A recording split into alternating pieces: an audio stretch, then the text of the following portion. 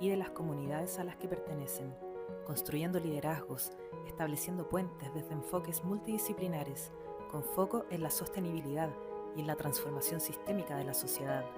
Primera semana de la Innovación Social, Este, del 18 al 21 de marzo. Universidad Alberto Hurtado, Universidad para el Bien Común. La innovación social crea soluciones que mejoran la calidad de vida de las personas y de las comunidades a las que pertenecen, construyendo liderazgos, estableciendo puentes desde enfoques multidisciplinares, con foco en la sostenibilidad y en la transformación sistémica de la sociedad. Primera semana de la Innovación Social, Este, del 18 al 21 de marzo. Universidad Alberto Hurtado, Universidad para el Bien Común. La innovación social crea soluciones que mejoran la calidad de vida de las personas y de las comunidades a las que pertenecen, construyendo liderazgos, estableciendo puentes desde enfoques multidisciplinares, con foco en la sostenibilidad y en la transformación sistémica de la sociedad. Primera semana de la Innovación Social, Este, del 18 al 21 de marzo. Universidad Alberto Hurtado, Universidad para el Bien Común. La innovación social crea soluciones que mejoran la calidad de vida de las personas y de las comunidades a las que pertenecen, construyendo liderazgos, estableciendo puentes desde enfoques multidisciplinares, con foco en la sostenibilidad y en la transformación sistémica de la sociedad. Primera semana de la Innovación Social, Este, del 18 al 21 de marzo. Universidad Alberto Hurtado, Universidad para el Bien Común.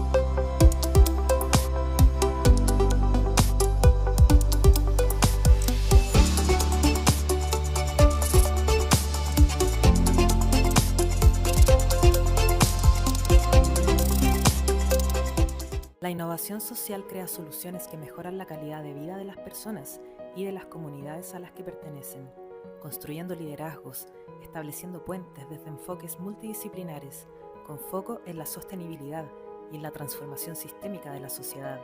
Primera semana de la innovación social, Este, del 18 al 21 de marzo.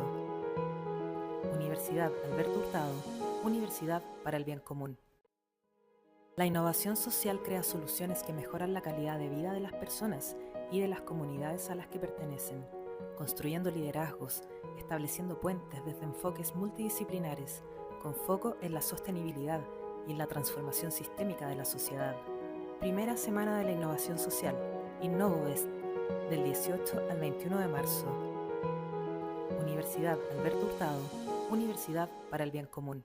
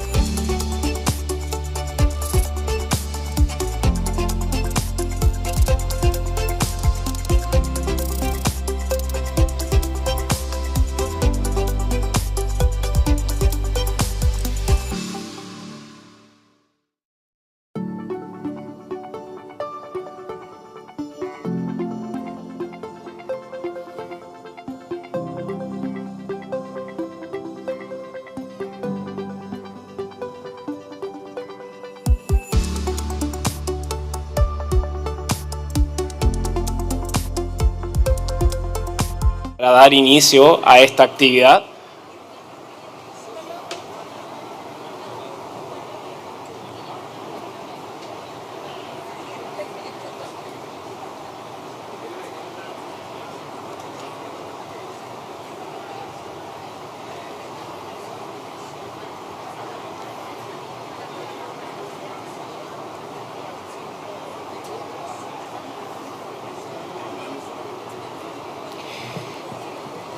Muy buenas tardes. En nombre de la Universidad Alberto Hurtado les damos la más cordial bienvenida a todos y todas quienes nos visitan esta tarde.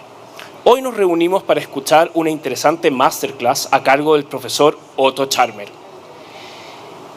Para nosotros es un enorme orgullo poder contar con su presencia en este encuentro que reúne a nuestra comunidad para dar el puntapié inicial a la primera semana de la Innovación Social de la Universidad Alberto Hurtado 2024.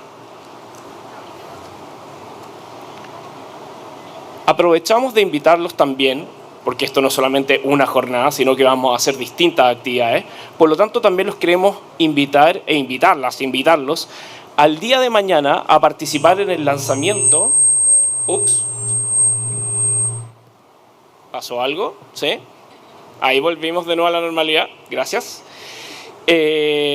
Bueno, como les estaba contando, el día de mañana vamos a tener también el lanzamiento del proyecto INES I+D InnovoBest, seguido por un panel de conversación titulado Innovación basado en ciencias sociales y tecnologías digitales. Una oportunidad para Chile, donde vamos a tener muy importantes exponentes. Así que, aparte de la actividad de hoy, también quedan muy cordialmente invitados e invitadas a partir de las 9:30 horas mañana a sumarse a esta actividad en este mismo lugar, en este mismo patio. Los vamos a estar esperando.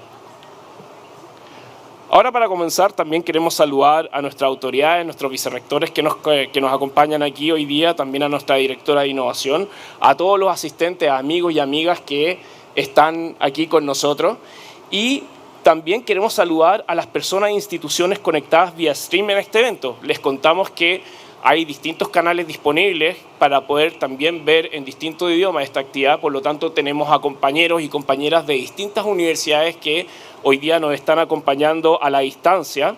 Queremos saludar a la Facultad de Tecnología FIAPI de Brasil, a la Universidad de la República de Uruguay, la Universidad Tecnológica también de Uruguay, la Universidad Metropolitana de Venezuela, la Universidad Católica de Manizales, Colombia, la Universidad Escuela Colombiana de Ingeniería de Colombia también, y Aduanas Argentinas. Welcome, Otto. Ahora, para dar inicio a esta ceremonia, vamos a dejar con ustedes a nuestra vicerrectora de Investigación y Posgrado, la señora Paula Barros, y también al vicerrector de Integración, Sebastián Kaufmann, quienes nos entregarán un saludo institucional. Por favor, que puedan pasar.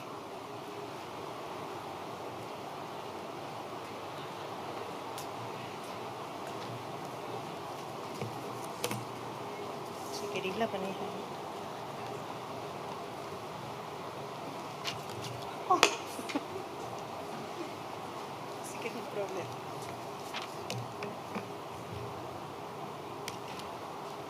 Hola a todas, hola a todos. A mí me corresponde saludarlos a ustedes, a quienes hoy decidieron acompañarnos. Entonces, a nombre de la Universidad Alberto Hurtado, le doy la más cordial bienvenida a esta clase magistral, la Teoría U y sus aportes a los procesos de innovación social, del connotado académico Otto Scharmer. También, a nombre de la universidad, te agradezco profundamente a ti, Otto,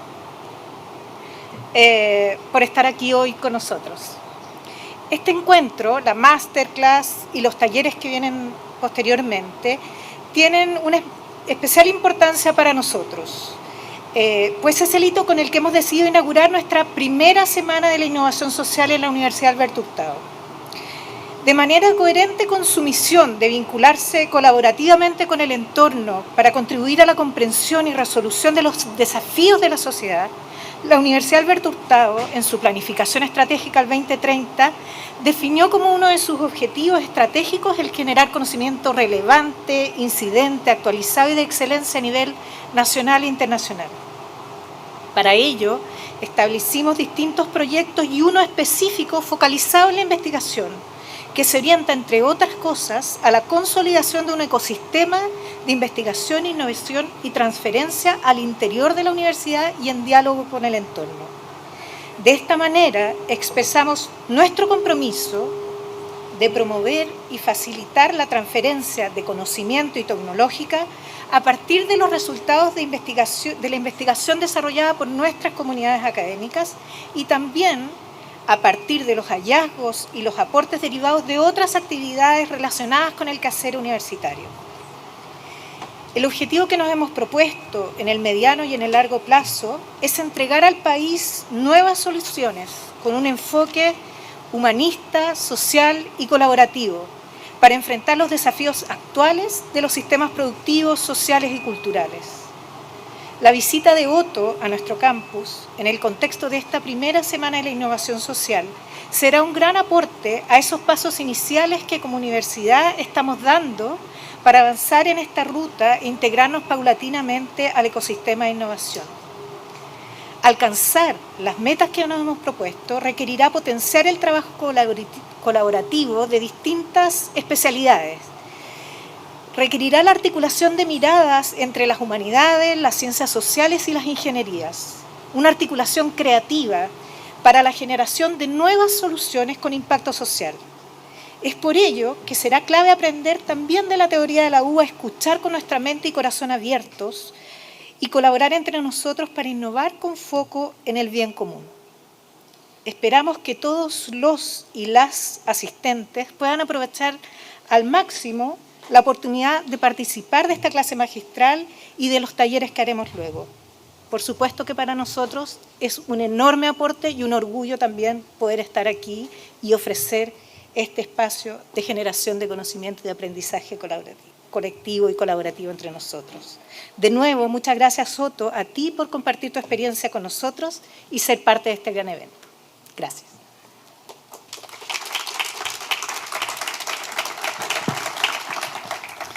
Bueno, me sumo al saludo. Me ha tocado a mí dar una bienvenida especial a Otto, así que voy a hablar en mi mejor inglés posible. Welcome, Otto, to the University Alberto Hurtado, the Jesuit University of Chile. My name is Sebastián Kaufmann. I am in charge of university integration, that is, to help all university activities to contribute to our mission as a Jesuit university. From my particular role in this university, it is a pleasure to be able to have you in our campus. The Alberto Hurtado University is a relatively young university, just over 26 years old. We teach from this historical campus in the center of the city as a way of welcoming people of great social and cultural diversity, and also with a desire to impact society with a great interest in the public policy. Probably, you know, we are few blocks from the palace, from the government palace. So we want to be in the heart of the country, in the heart of the city, to impact in our society.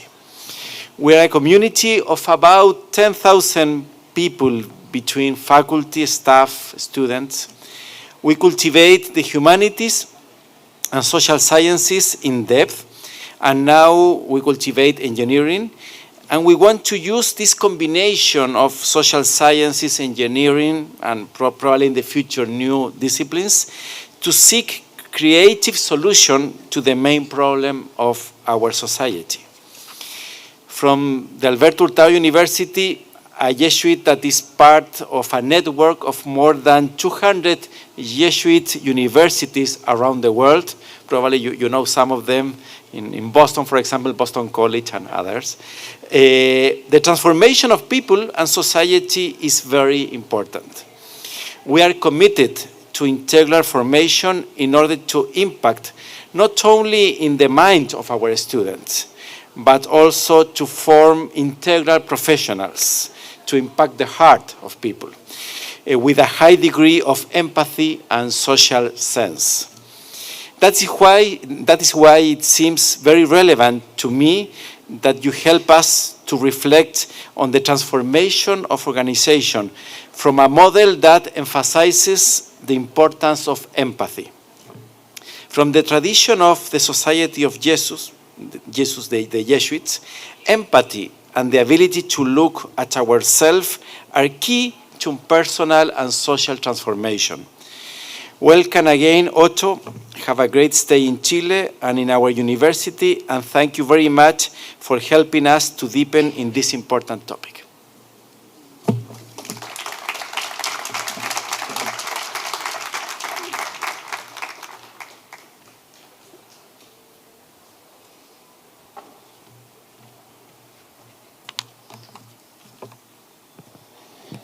Le damos las gracias a nuestros vicerrectores por el saludo que nos entregaron a nombre de la institución. Y ahora queremos invitar a Carolina Sepúlveda, directora de Innovación de la Universidad Alberto Hurtado, quien también va a compartir unas palabras con nosotros. Carolina, por favor, adelante.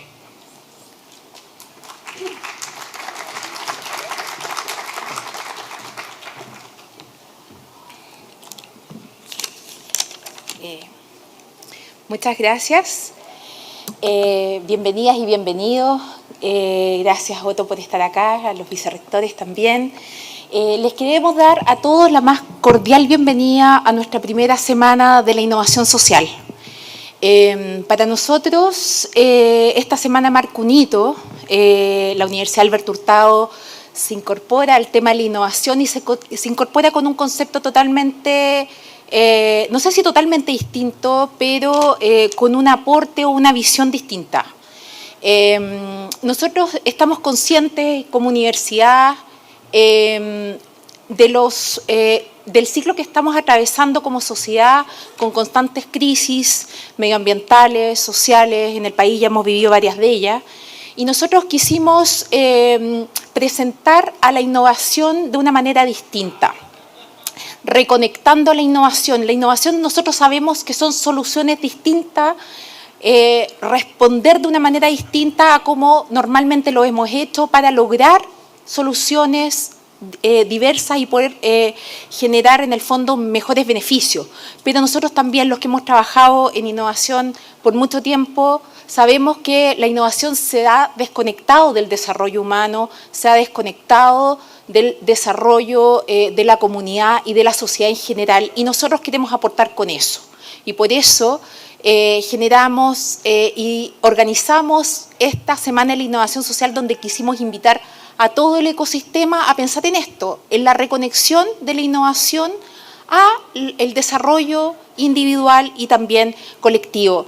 En este contexto es que tuvimos el privilegio de contar con esta clase magistral, en la cual Otto nos va a contar acerca de la Teoría U, que nos va a entregar herramientas justamente para lograr esta reconexión y de esta manera también lograr proyectos que generen impacto real y efectivo y transformacional en nuestra sociedad y en nuestro país.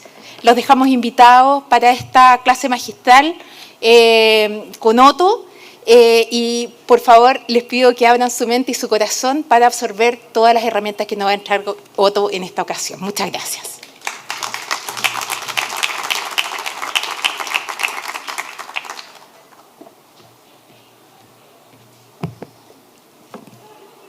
Muchas gracias, Carolina, por tus palabras. Seguro motivantes ahí para que empecemos la actividad. Y ahora, bueno, corresponde a continuación presentar a Otto Scharmer, quien realizará la masterclass La Teoría U y sus aportes a los procesos de innovación social. Otto Scharmer es autor de la Teoría U, es un investigador en acción que co-creó innovaciones en aprendizaje y liderazgo a través de sus clases y desarrollo de proyectos de investigación en el MIT Presencing Institute y en la U School para la transformación, y a través de intervenciones con instituciones en el ámbito de negocios, gobierno y sociedad civil de todo el mundo. Le pedimos un caluroso aplauso a nuestro expositor Otto Scharmer. Welcome, Otto, bienvenido.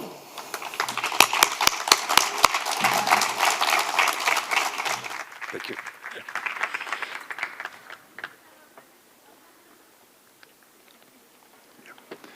I need. Okay.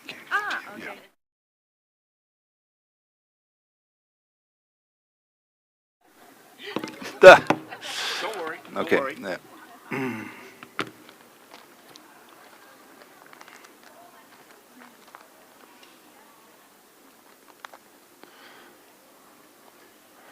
Thank you,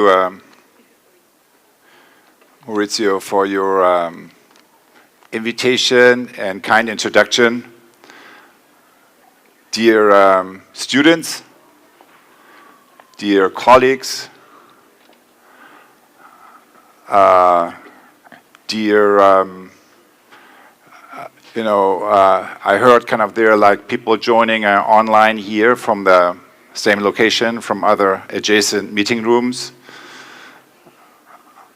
I also heard that we are joined from other locations, not just here on campus, 6 other universities, FIAP, Brazil, UDELAR, Uruguay, UTEC, Uruguay, Universidad Metropolitana, Venezuela, University Católica, Manizales, Colombia, University Escuela Colombiana de Ingeniería, and also a group from Advanos from Argentina. So welcome everyone. I love the topic that you conduct your week in, how to use places like this to be a positive force for change and perhaps also for transformation in society. And I love the place. I mean, I have never been in a better lecture hall, I must say.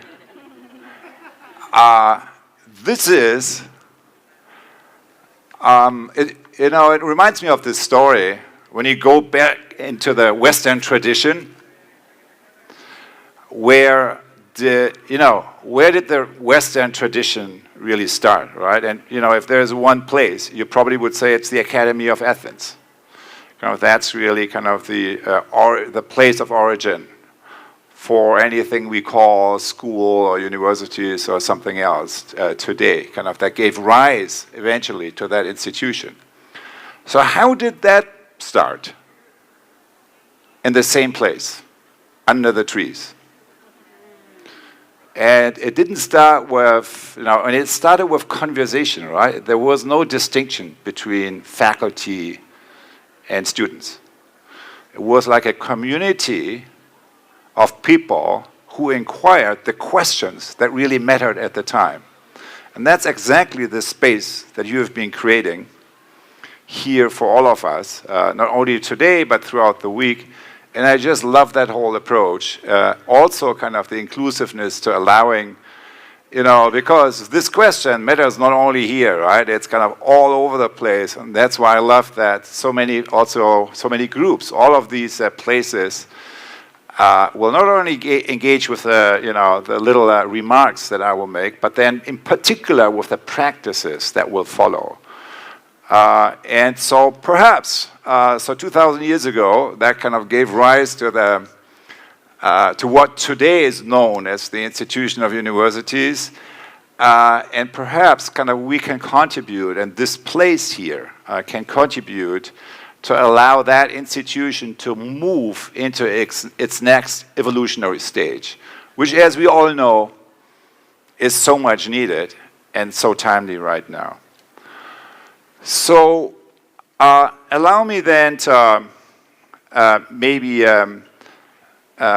begin this afternoon session and workshop with a few remarks that bring into perspective systems thinking. And systems thinking is really driven by the aspiration to look at the whole system, to look at the relationships. And we all know, and it was alluded to in the opening remarks already, there is no shortage, right, in supply in terms of challenges that we face. The environmental issues, the social issues, polarization, inequality, mental health, right? Kind of the, not only student well-being, everyone's well-being. So a huge crisis. How are we going to solve that? We don't know, but we know one thing. That's what we learned. It's not going to happen in silos. It's not going to happen one problem at a time because they are highly interrelated. So I was born and raised in Europe, and I went to MIT some 25 plus years ago because I wanted to understand how to address these issues more from the deeper driving forces, more from the deeper root causes. And that's essentially systems thinking. And when you apply systems thinking to our current situation, what do we see? Basically, in all big systems, the same thing, which is we collectively create results that individually no one wants. So no one gets up in the morning and says, okay, today I want to destroy more of nature, increase more pain and violence on others, direct or structural violence, and on myself. No one does that. Yet collectively, as we all know, that's exactly what we are doing. That's kind of what we mean with that term polycrisis, right? It all hangs together. So then, if we apply systems thinking, it's basically asking the question why. So why does this keep happening? In spite of intentions, individual intentions, that in most cases are otherwise. So there are certain structural issues. They are like, what is driving these structures that are broken, right? That's kind of the next deeper layer of root issues. It's our paradigms of thought. It's the stuff we learn here in our classrooms, right? The way that is framed, what is part of it, and which variables are excluded, right? Are not registering. Which voices come up, which voices are. So paradigms of thought. But then, so you could say, what is this? It means the problem starts between the ears. And the way we think and the way we make sense. That's why places like this matter. That's kind of one of the primary roles. Learning how to think for yourself, not other people's stuff. Memorizing that.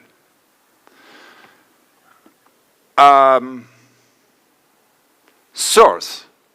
What we also learn is, more lately, is okay, right? We need new structures, we need new kind of ways of framing things and new frameworks. But is that enough? No. We need to access our deeper sources of inspiration, our deeper sources of energy, our deeper sources of creativity, our deeper sources of who we really are or who we want to be.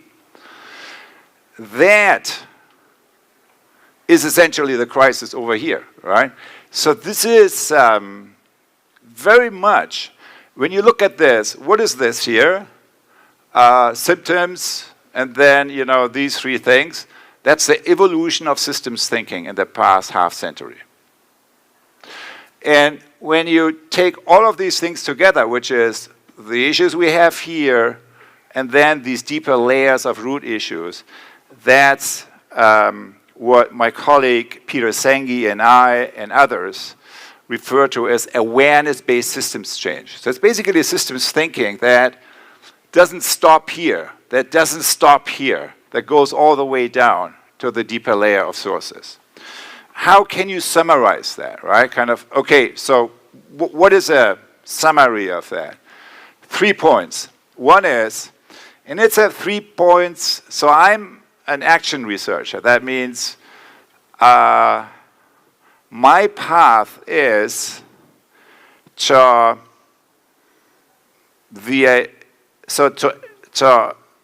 that you cannot really understand a system unless you change it, unless you get involved in stuff. And so that tradition of action research and action learning really was what attracted me to MIT. And so the way that has evolved then, so that's really principle number 0, you could say. And this is, you cannot, this is kind of from the last 2 decades of being engaged with action research. So what are the 2, 3 things that we learned, if anything, right? Well, here's one thing. You cannot transform a system, you cannot change a system unless you transform consciousness. Let me translate. I see a few blank stares.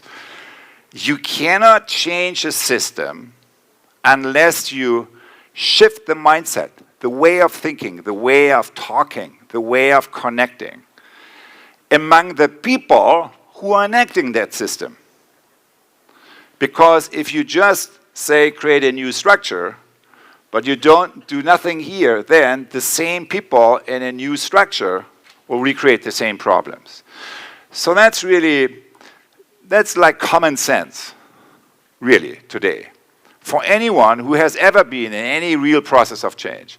The real question is not this. The real question is the next one. How? How do you actually do that? How do you transform consciousness? Your own, other people's consciousness, right? Is that even possible? And here's what we learned. You cannot transform consciousness unless you make the system see and sense itself. Okay, so we know that. That's nothing new in a way, because we know that from our individual life, right? If I go through a period of real change, what do I need? I need someone to talk with. I need someone who is listening. I need someone who can reflect back a little bit, who can hold the space for me in a difficult situation where I need to let go of something and maybe something else. So we know that exactly from our personal lives, right? That has given rise to a billion-dollar coaching industry, right? Keeps growing. There's a lot of need there. But what do we don't have? The same thing for institutions and for societies. We are missing these infrastructures. They are not there. And, okay, so, by the way, the word that's important here is also the sensing, not only seeing yourself in the mirror, because that's the old systems thinking, right? Kind of you get a map, here's what's broken with you. That's not good enough. Because what's the main problem we have today? We know what the problems are, we know what the solutions are, but we are not doing it. It's not happening at the pace that we need. So if you have a disconnect between head and hand on the level of the whole system, how do you connect that? And the answer is quite obvious, right? It's here. The heart. You can't shift that without the heart. You can't shift that without sensing. Activating your feelings as mechanisms how you pick up information. Not get stuck in your own emotions, kind of feeling into other beings, shifting your perspective to other. So that's a key dimension of the new curriculum, and that's why social arts play a key role if you really want to build a learning environment for that. Lastly, okay, so I will just tell you what number 3 is. Or if we can just go to the next, yeah, thank you. So, you cannot lead systems transformation unless you sense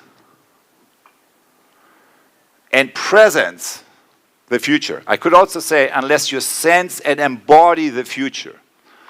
So that's a key thing. The way we relate to, so when you really track the stories of entrepreneurs, of people who have created new stuff and so on, how is it that this thing, so that a new idea is coming into the world that really is beginning to change things and kind of activating your own agency? And the answer is here. You have to feel it. And we all know that any kind of person who ever did something creative knows that feeling. Kind of, you feel that you're guided by something that isn't quite there yet, right?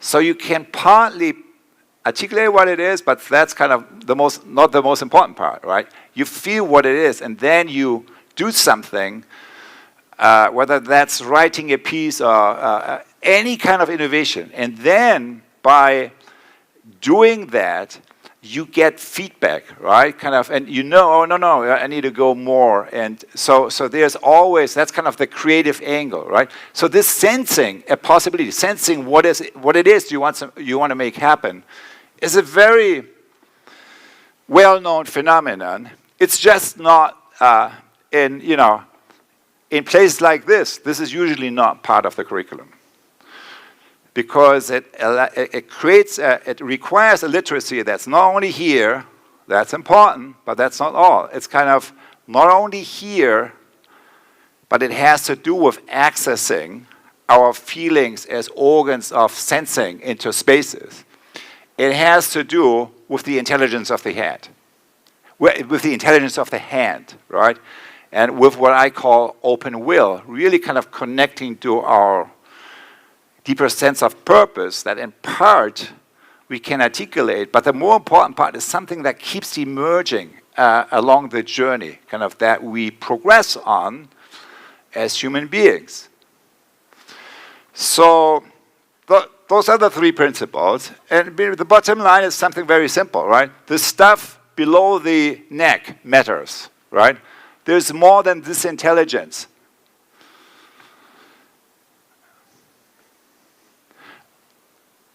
I would say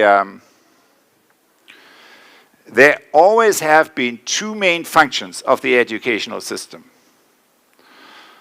And I learned that from the former Minister of Education in Finland, Olli-Pekka Heinonen.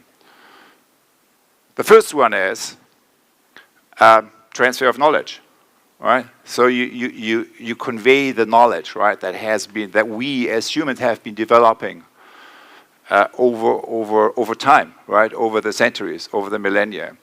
And the other one, the second one, is capacitating the next generation to shape the future, to create the future. When we were living in normal times, which is mostly behind us, you do the first one, you pretty much cover the second function, okay? So it's, if I, just equip myself with the existing knowledge, that makes me ready to roll, right? And, in the institutional environment I'm moving into. In our current time, that's no longer the case. So we really need to upgrade institutional learning infrastructures around how do I sense and co-sense and co-create the future in an environment that's heavily disrupted. So that's a core question where not only in education we are missing support infrastructures, it's all over society.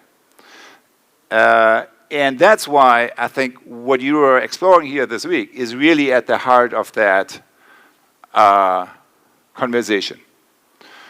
All right, so this is systems thinking. And so this iceberg model here has been used in systems thinking and complexity theory for the past 100 years, roughly. And I always thought, well, is that really all we can come up with? So isn't it kind of, as we move deeper into this century, isn't there like a place for a new metaphor, right? Kind of that is maybe can guide us to have the right kind of conversations, to have the right kind of collaborative efforts and innovations, right, that we really need today. And so the two sources of inspiration for me are this. Number one,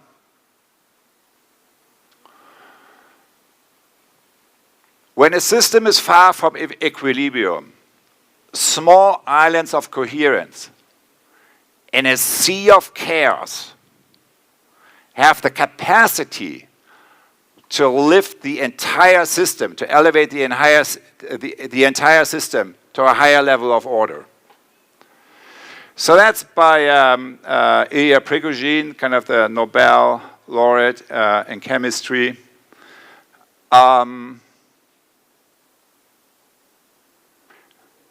That's something that's inspiring me. And why is that? Well, number one, you know that from systems thinking, right? So there is like stability, and then, but if a system is moving far from equilibrium, it is kind of small causes, right? Small things can have a huge impact, whether the system is tipping in one direction or another. So that's what he's talking about. So it's a well-known phenomenon, kind of in systems thinking, but many people feel the current moment we live in the world right now is actually such a moment. So it does matter what each and every one of us does. And that, of course,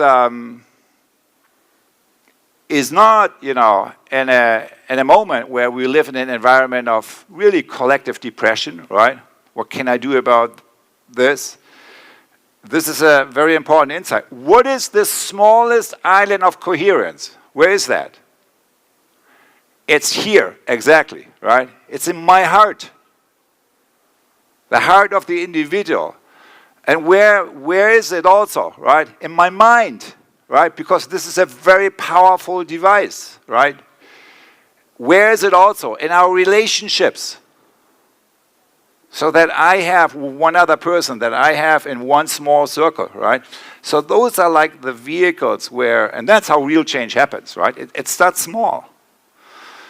And that's why I think this is something very personal, right? What each and every one of us is thinking, is feeling, is how we connect to one another does matter, does have an impact, particularly in the current moment we are living in. That's one source of inspiration. The other one is, I grew up on a farm. My parents, some 65 years ago, changed from conventional farming, monoculture, to regenerative farming. So what is it you learn, right, when you're like almost 20 years, like, living in such a community? Well, all that, you learn that the quality of what's growing above the ground is a function of the quality of the soil. So at the end of the day, it's all about the soil, improving the quality of the soil and the ecosystem. So they are obviously related. So the question then that I kind of came away with is, okay, what is actually, can that be applied to not the field of agriculture, but to social fields? And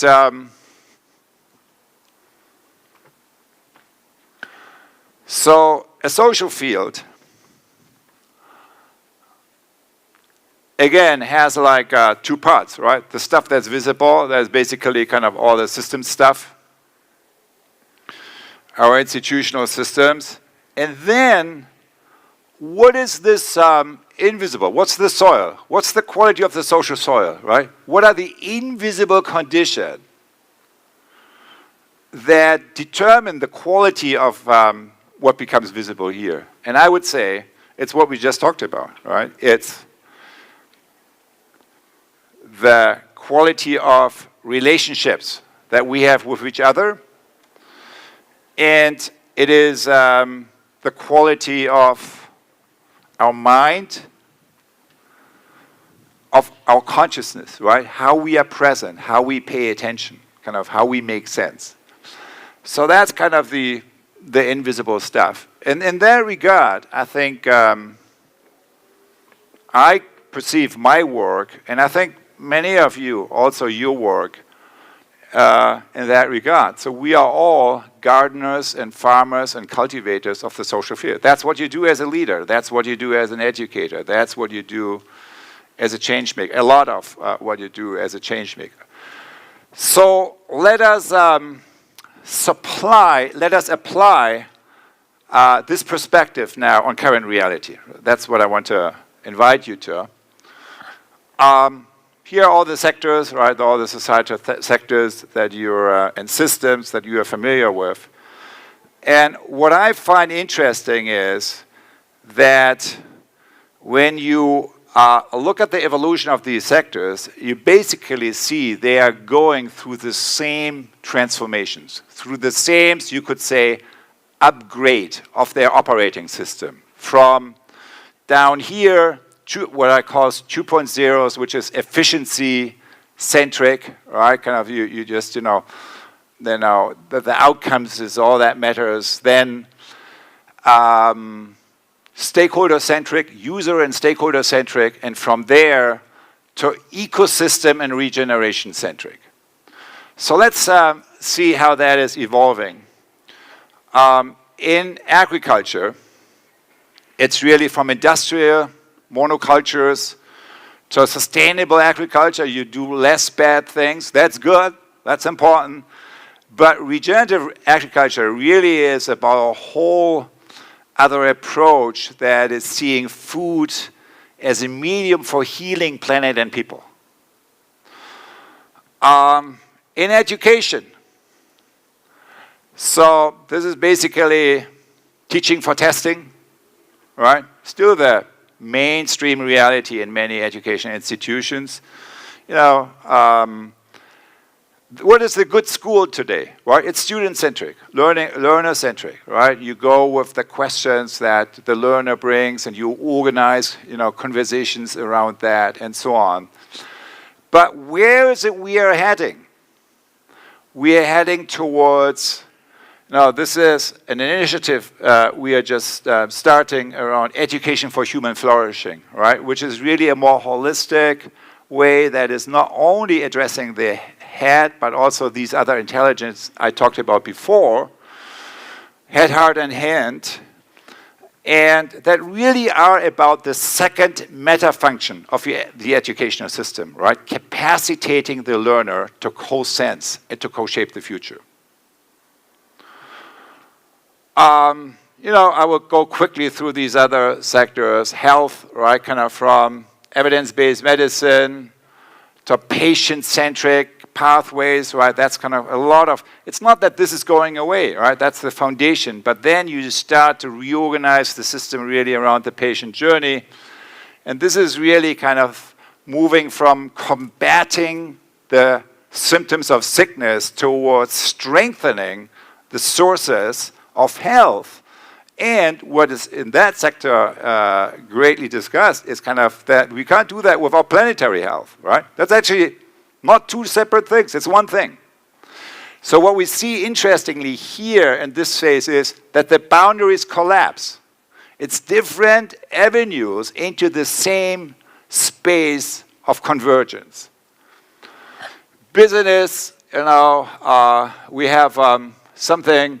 We move from, using sustainability to improve efficiency, like recycling, better resource use, and so on. But we do still the same thing to ESG and all these innovations to really beginning to transform the purpose of business. Business as a force for good, as a force for positive change in society. And of course, that is a massive vehicle when that would go more mainstream. And finance, it's basically from extractive finance to regenerative finance, right? So this is what everyone talks about, right? Regenerating our social, ecological, and cultural commons. But this is where all the money is. So, we talk about one thing, we do, okay, we know that. But the talking is the beginning, right? It is the first step. Technology, so that would be, of course, a whole session in itself, but let's just say this. AI, how to use the power of AI for the benefit for a few, so really to the benefit of all, right? How to make it work. So that's kind of the design challenge there. It's a systems design challenge that we are beginning to discuss. That's what I would say. Now, what's at the source of all of that? And you could say at the source of all of these things is, at the end of the day, governance. It is moving from traditional forms, markets and hierarchies, to multi-stakeholder work and multilateral institutions, which often now are also in some kind of crisis, right? Are we going to move forward, or is it kind of going backward, the journey? That's kind of a little bit the moment we are in, right? So, and forward is really, we see it often, like you see it in the Paris Agreement, for example, on a global scale, but we see it often in local communities. You bring all the different stakeholders together that need each other to change. This is how the system operates. And then you go through a process of really understanding the root issues, generating ideas, and exploring possibilities by doing. So that's the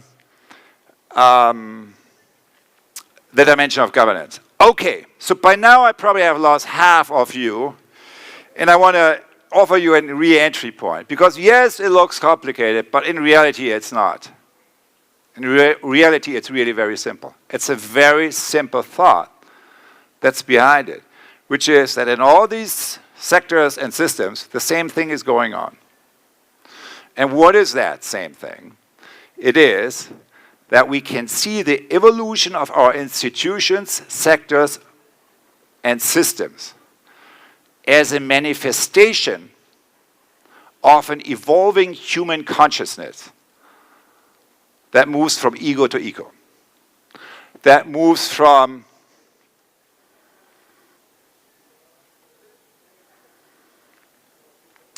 ecosystem awareness to stakeholder awareness, and from there to ecosystem awareness. And when we do that, and there's a lot of momentum actually happening. What do we see here? We begin to move into a space of convergence, a space of where the polycrisis is responded to by a polysystemic generation of solution.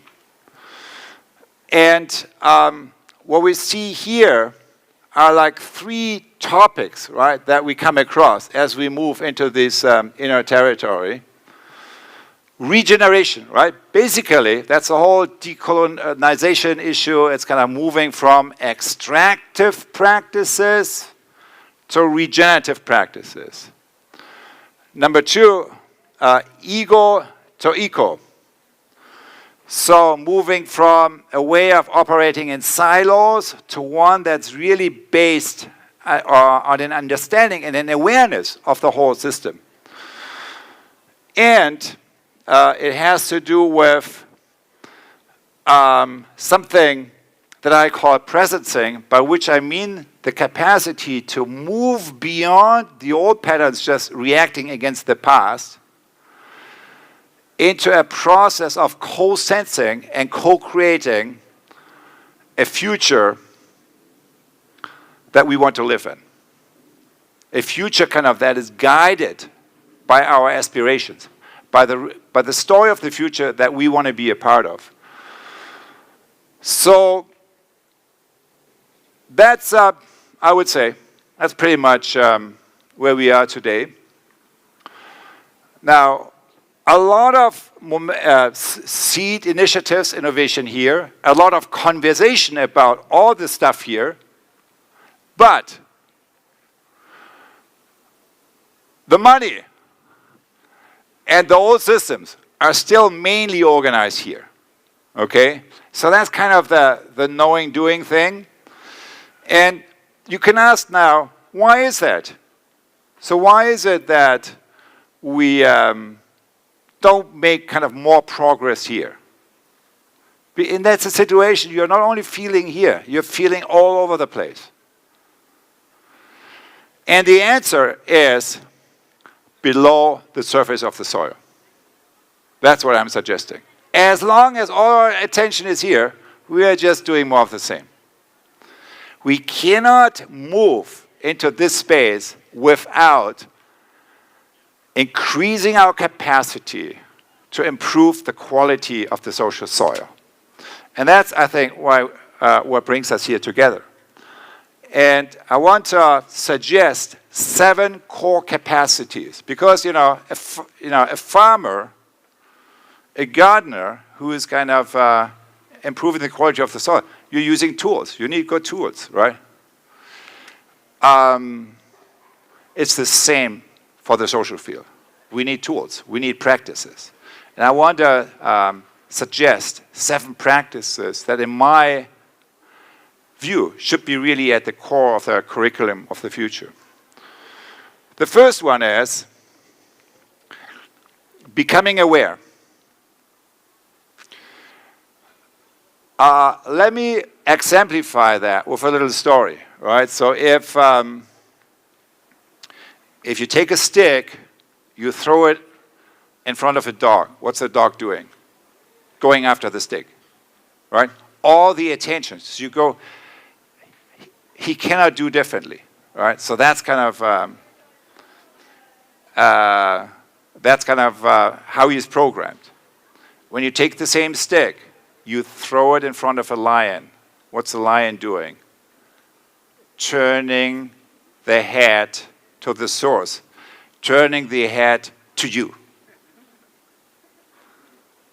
So the problem we face in society today is, most of the time, we all, particularly in larger systems, act like a dog, right? We are going always after the object. We are not. The object is kind of the symptom, whether it's an incentive that someone is dangling in front of you, or whether that's like an issue, right, that you are protesting against. What we need to learn is how to increase. So improving the quality of the soil means learning how to turn the lion's head down all the way to the source. So what are these capacities? Here's what I learned. Number one, and it's not an accident that it's number one. So this is kind of really practice number 0, I would say, because it's kind of encompassing everything. So number one is listening. Generative listening. That is the most underrated and most significant capacity in all leadership, right? In all kind of change making. And it really is about shifting the center of gravity where our listening is happening from here. If you listen from here, that's already great, because often we are not even doing that, right? We're just listening to our inner voices. No, if you listen from here to someone, great. That's kind of the first level. But the next level is really shifting the center from where your listening is happening to the heart. Tuning in to someone else's perspective, beginning to listen from the place where another person is speaking from, empathic listening. And then to drop to a deeper, even deeper space, which is the space of generative listening, kind of being present together and allowing something kind of to whether that's an idea, whether that's a feeling, to arise that wasn't there, that wasn't manifest before. So, generative listening. Number 2, generative dialogue.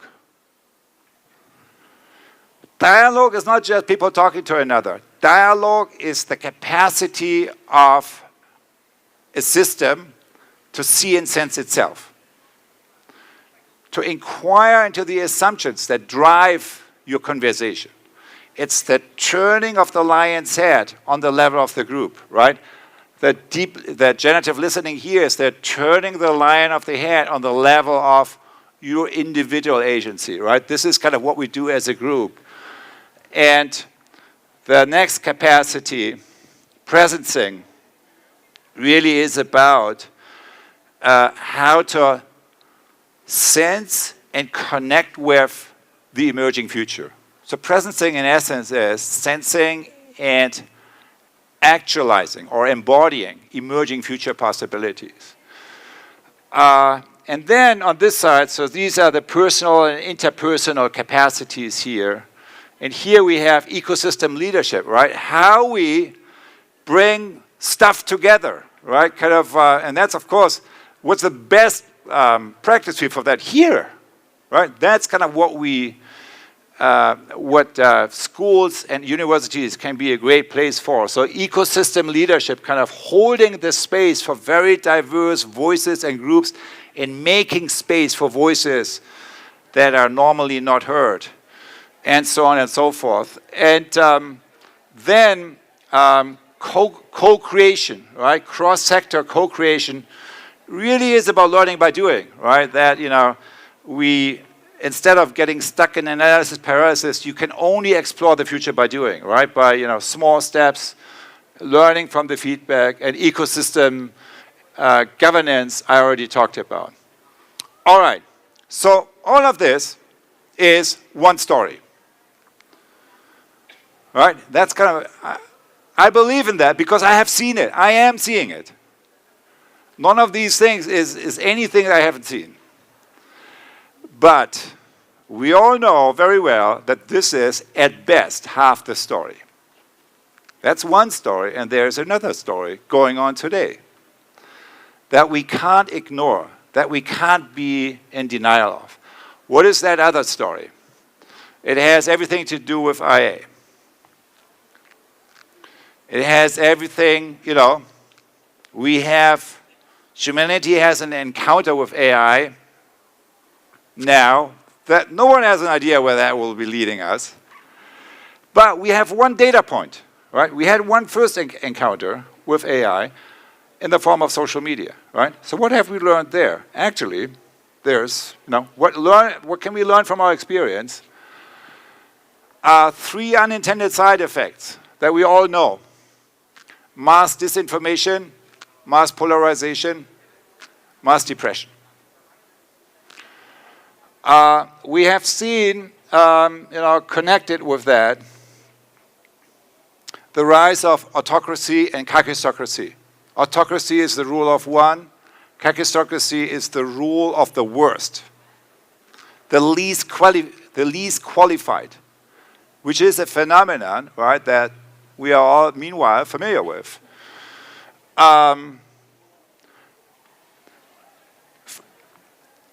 Violence, war, fragmentation, right? We see kind of that the system, you know, in all systems, the stuff is falling into pieces that no longer are able to connect and collaborate with each other across boundaries. And then, you know, autocratic leadership, right? We have seen a resurgence of that. Now, we also have seen hyper inequality, right? A massive increase of that over the past few years. Hyper extraction, right? What's going on in the global oil industry, right, is an example for that. It's appalling. Health, kind of narcotization. I'm not getting into that. That would be too long. In education, we see, you know, a whole bunch of countries who really move into, you know, using education as a tool, not really increase our degrees of freedom, but you know, as a tool for indoctrination. And so, instead of turning the lead of the lion, right, we live in a culture of attention deficit, right? An ever-decreasing attention span, which makes us jump from one problem to the next, to the next, to the next, to the next, never turning the lion's head. What do we see here? Like, instead of generative dialogue, we see echo chambers, right? So we see, you know, there's a massive trillion-dollar industry. It's working, fueling that. And then instead of, that was generative listening. And instead of generative dialogue, it's silencing and othering, right? We have kind of cancel cultures left and right, right? So that's kind of the what's happening around us. So you can ask, okay, 11 dimensions, issues, we all know that stuff, right? There's nothing new really. But I'm asking you, is it 11 problems? Or is it 11 different, separate problems? Or is it 11 faces of actually the same problem? And what would we call that? I actually don't have a good name for that. If any of you has a suggestion, I am a taker, a willing taker. So the names for this operating system that I just explained to you with these 11 issues, the working title is Matrix of Manipulation. And the interesting thing about the matrix of manipulation is it's actually working. That's the reason why it's a trillion-dollar industry. It works. You can manipulate behavior on the level of the collective. And it has everything to do, of course, also with what we do here in these places, or are not doing. So, okay, that's our current moment, I would say. Two stories, right? One is drawing a massive force, drawing us into this direction here, but also a huge space of possibility, right? Where a lot is going on. What's happening here in this space is the most significant, most important, and least well-told story of our time. It's kind of a news that's crowded out. This needs our attention. Because attention, right, whatever we give attention to, is growing. So aligning attention and intention is a huge evolutionary force. It starts with us as individuals, but of course it has huge implications also on a community and societal level. All right. So that's basically, what is this? It's a systems mirror. Right? You can look at, okay, where are we kind of burning all our energy in these sectors, right? Is it like on these outer or how much? So you can look into that mirror and ask yourself, where is it my capacity for generative listening, for holding space for generative dialogue? How good am I in sensing and co-sensing the future? How good am I to hold these spaces in very diverse groups? How good am I to take like new ideas and to explore the future by doing kind of to activate the intelligence of the hand? How good am I to really upgrade the governance that we need to the new formats that we often see already locally happening? And I would say there's no better practice field for that than here. So that's kind of, this is essentially a missing set of institutions in society. The question is, if we want to activate that, which institutions are moving into that, into these holding spaces? And I think kind of, that's kind of why I started with the Academy of Athens, right? That's why we have places like this. That's why we have places like universities to be a force kind of for this kind of polysystemic innovation that is necessary today. So in summary, basically what I said, all this positive stuff that we all say we want to, everyone agrees on this, right?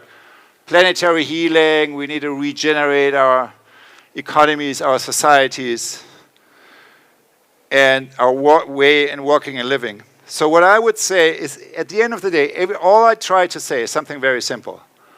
To do all these good things, there's only one way, and that is by attending towards below the surface of the soil. which you can translate as by shifting the quality of the social field from extractive to regenerative patterns, and from ecosystem awareness, I'm stuck in my silo, to ecosystem awareness, kind of where my awareness is extending. And so my professional field really is change management, right? What's the one thing everyone has learned over the past 70 years? It's this. You will never be able to be successful in this if you do not supply a support structure, an enabling infrastructure. And what does this infrastructure do? Right? That's basically kind of providing this space here. And that infrastructure is democratizing access to the methods, right? Theory and method, to the tools, but also to the spaces that allow us to practice these tools. Because if you just kind of put tools online, nothing is going to happen, right? You need to create spaces, and that's, I think, the real purpose why we have the institution of university. So, and then of course, we also need to apply these to all these sectors that I discussed. And so one infrastructure that we are providing from the Presencing Institute is the ULab, for example. I know that I have heard, like in previous conversations, that a number of you, that's free and online and kind of goes through an annual cycle. And but what's also necessary is kind of really kind of create new kind of places. And what we try to experiment with, and we actually started here to innovate in new ways in Latin America, is really kind of this ecosystem leadership, right? How can we bring in diverse groups, not only who is registered, but really kind of the diverse, including those who usually don't have access. And we are just coming from a fascinating experience, kind of, a 5-day experience, a little north of Santiago, and where we had a group, 250 participants, 19 countries actually, but 17 Latin American countries. Extremely diverse groups, kind of, in terms of age, ethnicity, class, gender, cosmovision, kind of including from, elders from indigenous communities. It's a 3-year journey, combining theory, action learning, practices, and system thinking tools, which was held by a holding space. And you can see, it's like, I would say this is a perfect example of that space, right? So this is, it's under the trees, and it also has building that we can access, kind of all these advantages. And kind of, it allows us, right, including everyone passing by here, right, to enter a space that often otherwise is closed. And so that's really where I want to end. To me, the future of university and the future of social innovation has a lot to do with moving from a poly crisis to creating spaces that allow us to create polysystemic ways of regenerating these systems.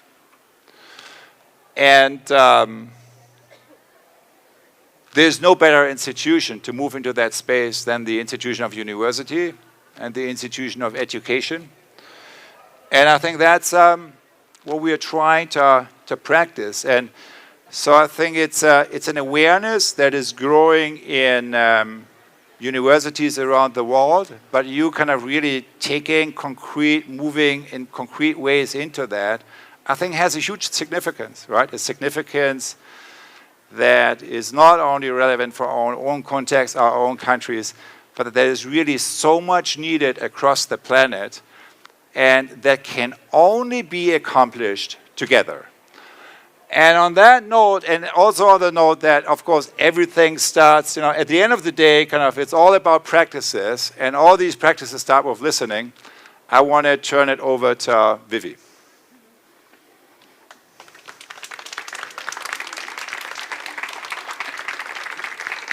Okay, okay. ¿Me escuchan o no? ¿Me escuchan si hablo sin micrófono? ¿Sí? Ah, no, y el... ¿Verdad que tenemos universidades en portugués también conectadas? ¡Wow! ¿Qué hacemos con todo esto que escuchamos? Le dejamos un tiempito. Respiramos. Y queremos contarles que la iniciativa de todo esto que estamos, de estar acá presente y todo, tiene que ver un poco con hacernos cargo de la invitación que hace Otto de empezar a hacer las cosas en comunidad. Y somos una red latinoamericana de universidades, que ya van varias, que estamos intentando sostener espacios donde puedan aparecer nuevas prácticas, donde podamos como hacernos cargo de eso que estamos escuchando, que hoy día le está pasando a los adolescentes y a los estudiantes, ¿sí? Eso es lo primero que queremos traer. Y lo segundo es que queremos invitarlos a hacer como un viajecito por la U, por la teoría U, y como dice Otto, vamos a partir con el escuchar. Entonces queremos invitarlos a cerrar un segundo los ojos, un segundo, poner los pies en la tierra y conectarse con su ser estudiante. O incluso a lo mejor lo llamaban alumno cuando usted está en el colegio. Cerremos los ojos y conectemos con esas experiencias que yo he tenido en mi vida, con el aprendizaje, con la educación.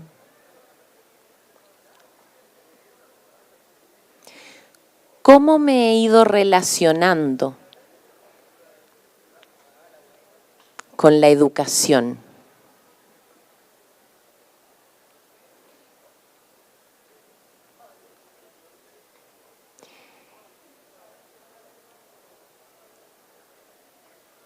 Y nos dejamos ahí un ratito para sentirnos, para recordar y, como diría Maturana, para volver a pasar por el corazón.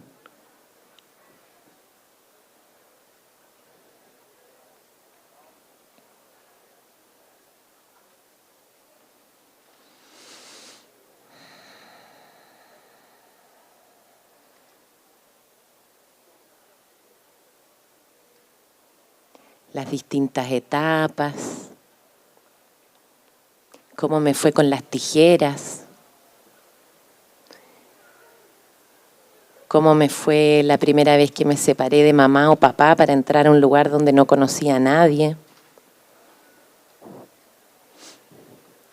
cómo me sentí acogido.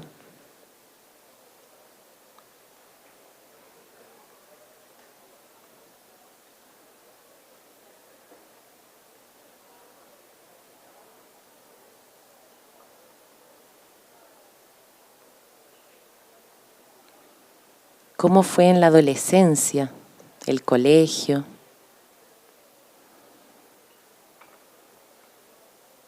Los romances que empezaban ahí, las historias. ¿Qué música escuchaba en esa época?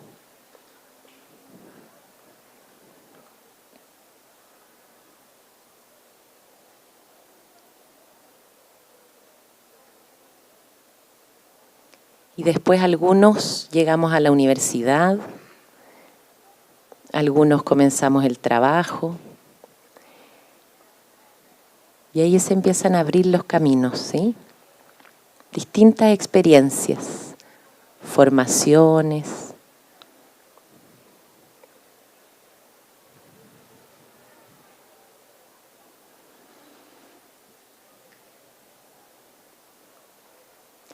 Muchas gracias por traer eso. Y queremos entonces ahora, como no estamos solos, y como eso que nos puede haber pasado a nosotros le pasó a los otros también, distinto, parecido, no sabemos, queremos invitarlos a sentarse de a dos personas con la que tienen al lado para no súper desordenar el espacio.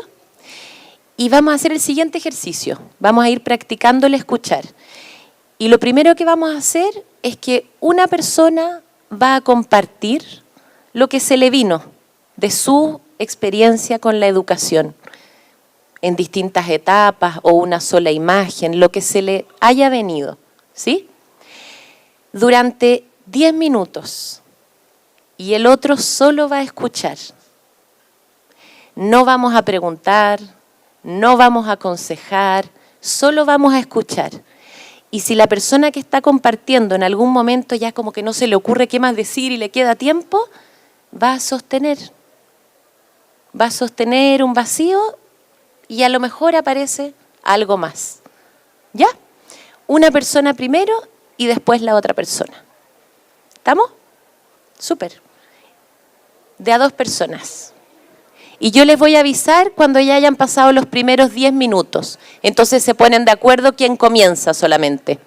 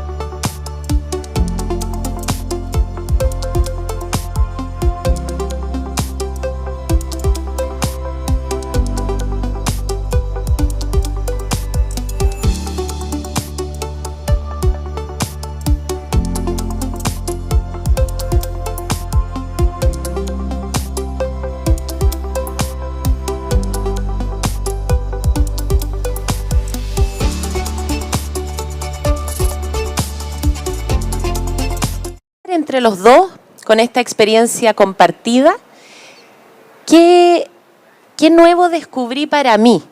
Como en mi propia, eso que decía Otto, que estamos aquí y estoy con el otro. ¿Qué nuevo descubrí para mí en este compartir? 3 minutitos antes del café. ¿Qué nuevo descubrí? 3 minutos entre ambos, así. ¿Qué nuevo descubrí?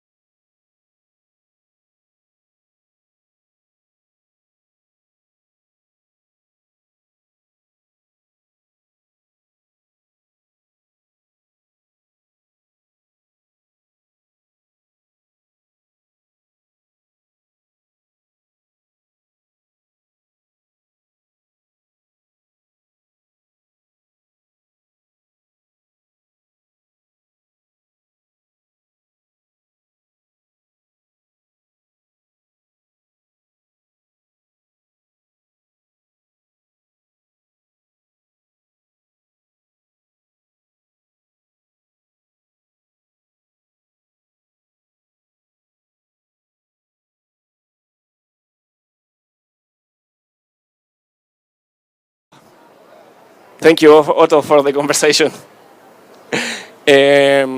Bueno, creo que ha sido una gran experiencia. Creo que veo a todos con caras muy felices. Creo que también, tanto por la experiencia como por la charla que tuvimos de Otto. Quiero volver a pedir un gran aplauso para Otto por su exposición. Vamos a entregarle también nuestra vicerrectora de investigación y posgrado. Le va a entregar también, Paula, muchas gracias, a Otto un pequeño presente.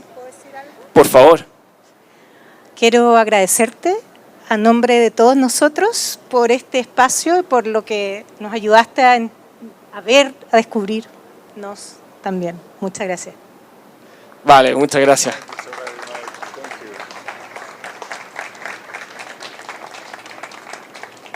Ahora cabe decir que esta actividad no ha terminado. Vamos a hacer un pequeño break para pasar a un coffee break que tenemos preparado en el sector de atrás de nosotros, atrás de todo lo que está ahí, nuestra caseta de intérpretes y todos nuestros amigos de producción. Atrás tenemos preparado un coffee break para ustedes para que puedan pasar y tenemos 20 minutos para disfrutar de ese coffee break porque después tenemos que volver todos a este punto de nuevo y para empezar a realizar el taller que va a ser guiado por Viviana y en el cual ideal que todos podamos participar.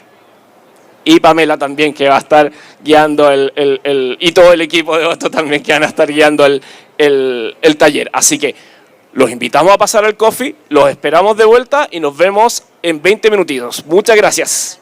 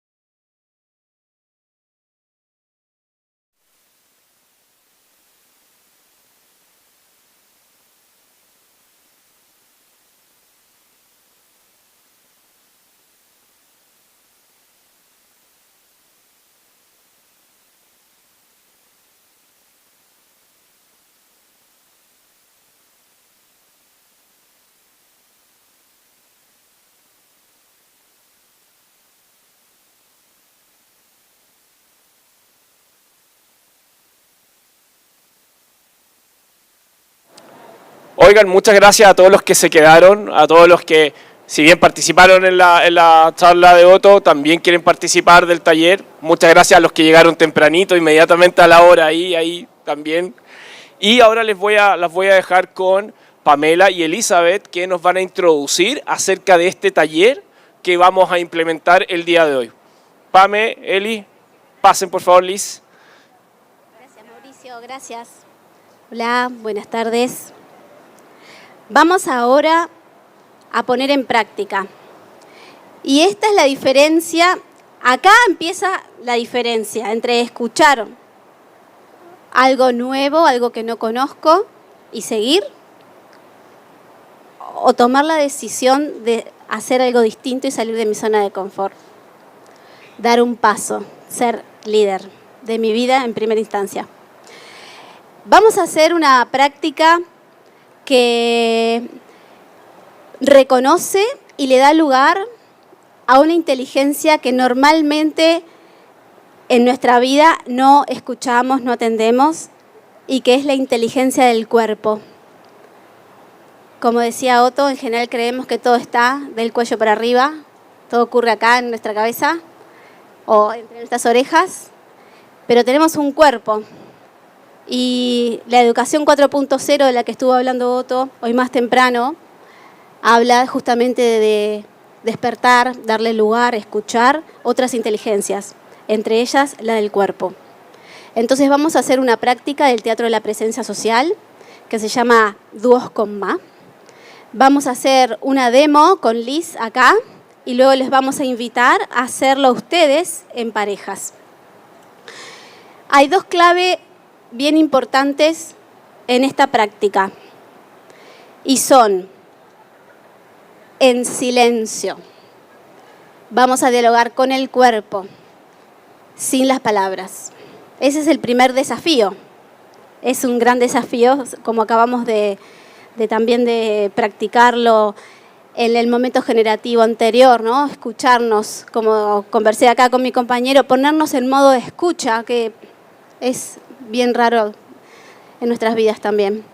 Entonces, es en ausencia de palabra, solo el cuerpo, en primera instancia. Y la segunda clave de esta dinámica es quedarse en un momento de ma, que se llama, que es un momento de vacío, es decir, cuando atiendo, escucho que voy a actuar sin pensarlo, reactivamente frente al estímulo que tengo, a eso le doy una pausa. Y sigo escuchando mi cuerpo para ver qué movimiento quiere emerger. Y vamos a hacer una demo con Liz.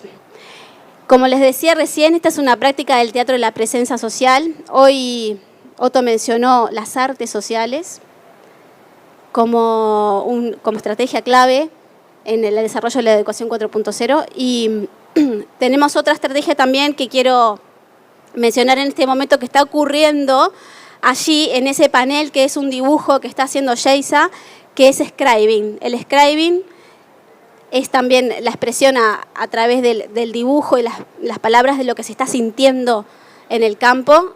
Es un arte social también que va de la mano de la teoría U. Bueno, viene la demostración. Entonces, seguimos con el hilo de cómo fue la experiencia, mi experiencia en la educación.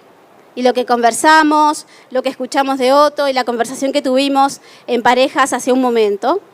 Y dejo resonar en mi cuerpo esa conversación, ese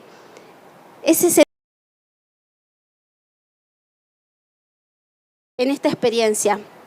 Y dejo venir un movimiento. Así que viene.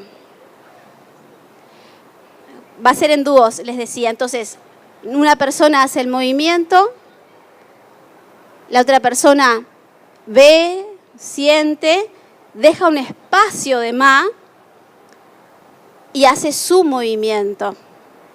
Y así hacemos un diálogo que dura unos poquitos minutos, sin palabra. Es un diálogo de gestos. Uno hace un gesto, un espacio de ma para sentir qué movimiento, qué gesto emerge de mi cuerpo y la otra persona, y así uno y otro, respetando ese espacio de más en el medio. En ese espacio de más es donde le ponemos pausa al movimiento instantáneo, ese movimiento de reacción, sino que escuchamos realmente qué quiere emerger del cuerpo sin llevarlo a la cabeza, sin querer entenderlo y sin hacer una mímica de lo que me está pasando. Estoy llorando o me siento bien y entonces no. Y puede ser algo muy sutil como bajar la cabeza, correr una mano. No estamos pidiendo grandes exposiciones de bailarines, no, simplemente un movimiento.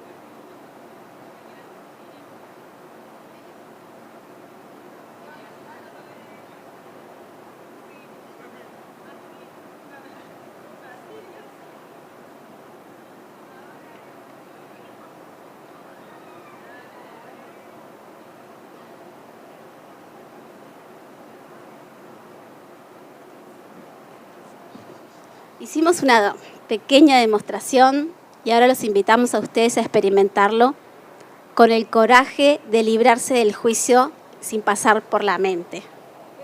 Entonces, se juntan en dúos, tengan un espacio, pueden separar las sillas o moverse un poquito hacia el costado de las sillas para tener más espacio.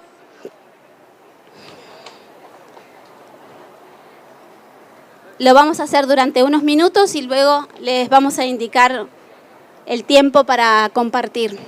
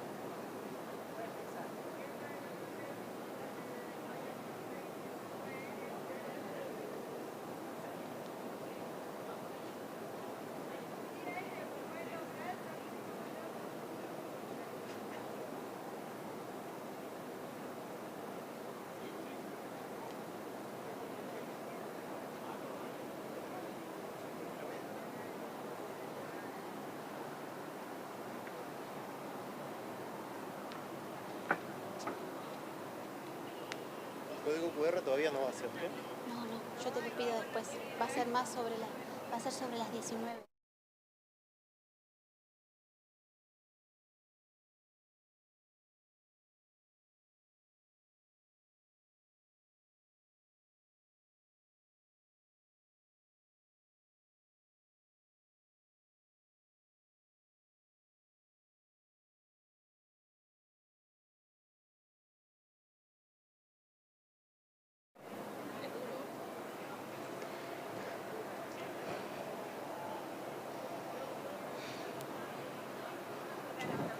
Seguimos un minuto más con esta danza de gestos antes de pasar a la palabra.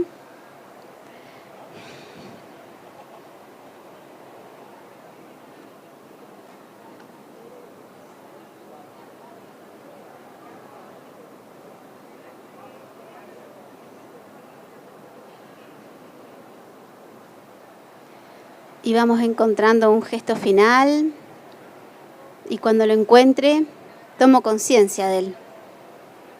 Me siento sin juzgar.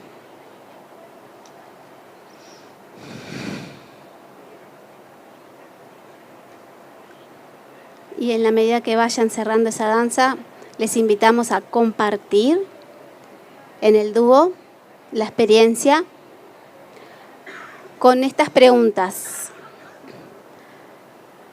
¿Qué vi? ¿Qué sentí? ¿Y qué hice? Estas preguntas nos ayudan a no interpretar lo que acaba de ocurrir, ni poner palabras en el otro de lo que me parece que sintió y dijo el otro. Simplemente, ¿qué vi? ¿Qué hice? ¿Y qué sentí? Objetivamente. Unos minutitos para eso.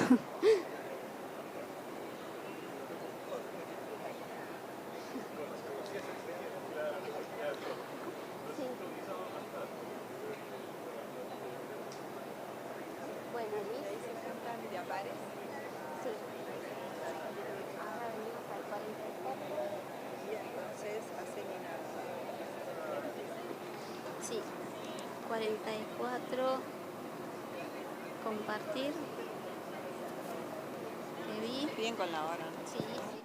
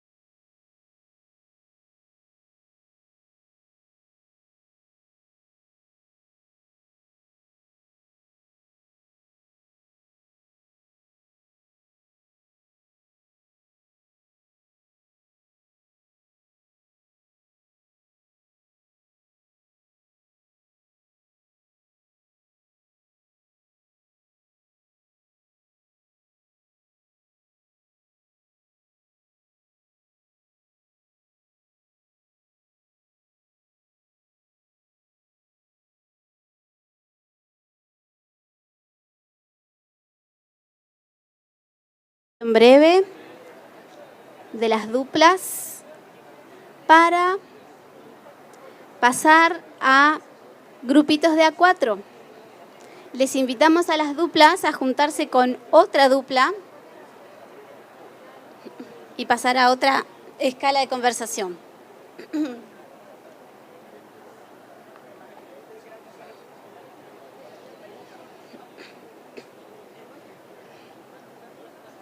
¿sí? Una dupla se junta con otra dupla y forman grupitos de a 4.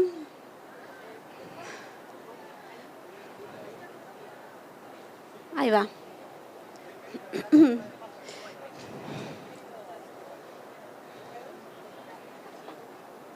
Eso.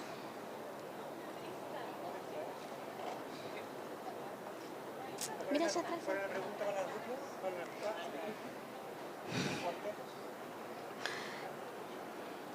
Entonces ahora estamos haciendo un mini proceso U. Decimos bajamos por la primera rama, toda una descarga, un momento de conectar con la fuente de creatividad, que lo hicimos a través del cuerpo, en silencio.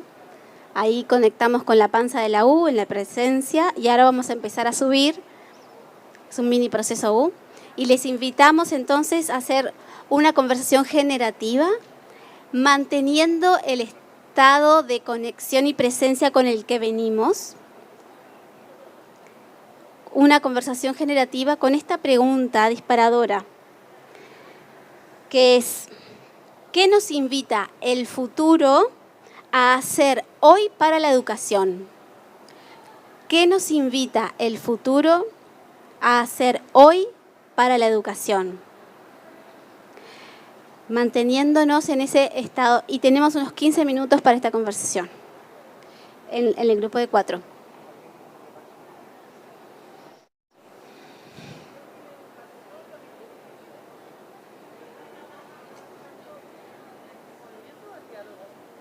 Diálogo.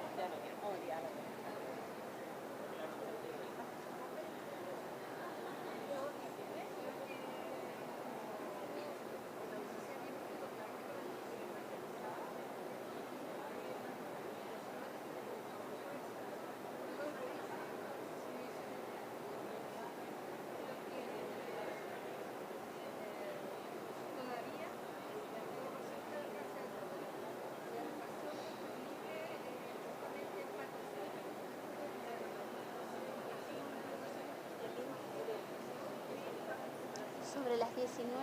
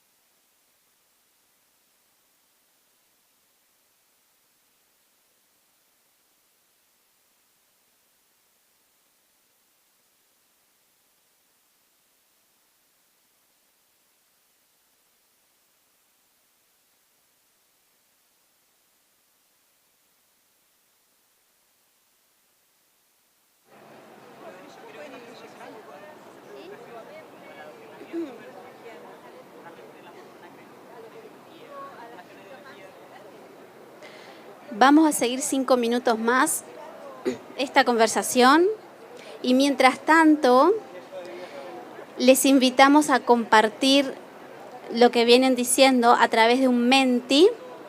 Vamos a proyectar en la pantalla un código QR para que desde sus celulares puedan ingresar y compartir allí sus conversaciones.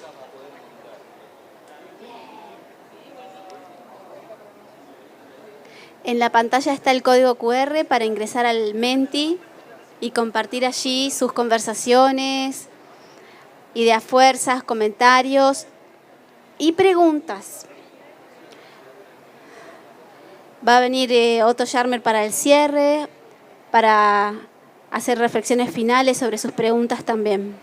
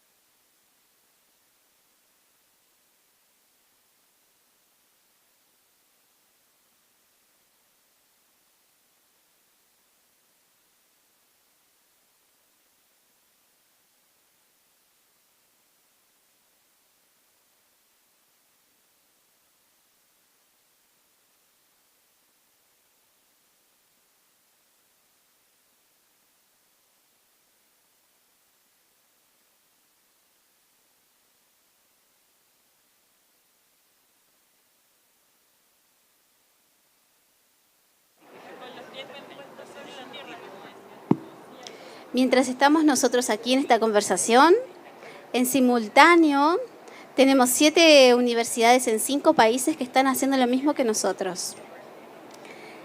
Entonces, a continuación vamos a escucharnos aquí presencialmente y las preguntas que vengan también de las universidades en los demás países.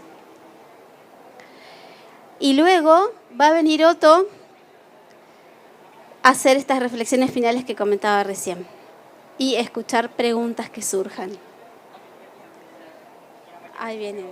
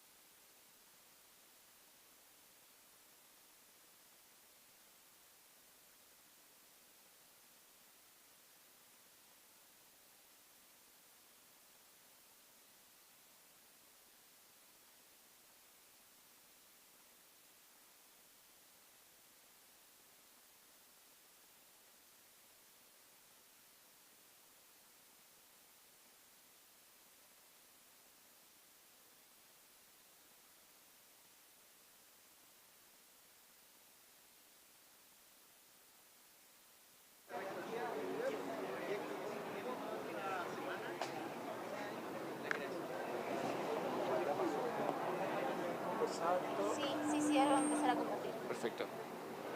Hola a todos. ¿Cómo va la actividad? ¿Cómo va el taller? ¿Bien? ¿Súper? Buena, bacán. Ahora lo que queremos hacer es ordenarnos todos en un gran círculo con sus sillas, porque viene la etapa de comentar, de preguntas y comentarios. Por lo tanto, es súper importante que ahora seamos todos un gran equipo, en un gran círculo. Todos quienes están participando del taller, por favor, ordenen sus sillas en un círculo, usted también, ¿sí? Y para que quedemos todos ordenaditos y podamos pasar a esta etapa de comentar. Muchas, muchas gracias.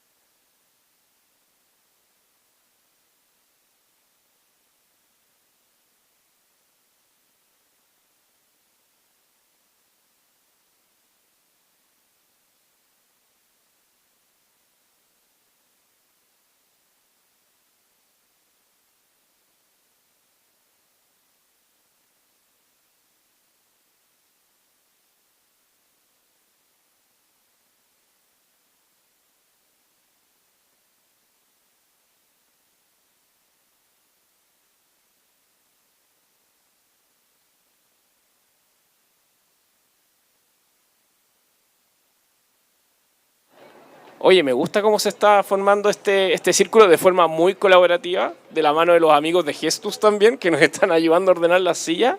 Todos muy ordenaditos, muy bien. Felicitaciones.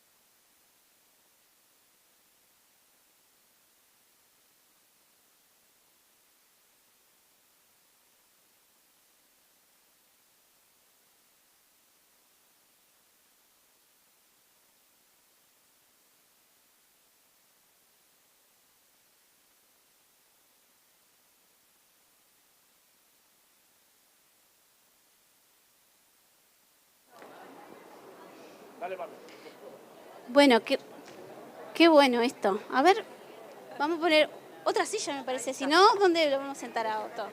Y a Otto hay que una silla para Otto acá. A ver. Eso.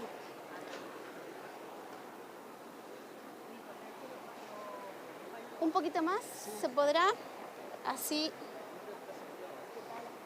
Ahí está. Eso.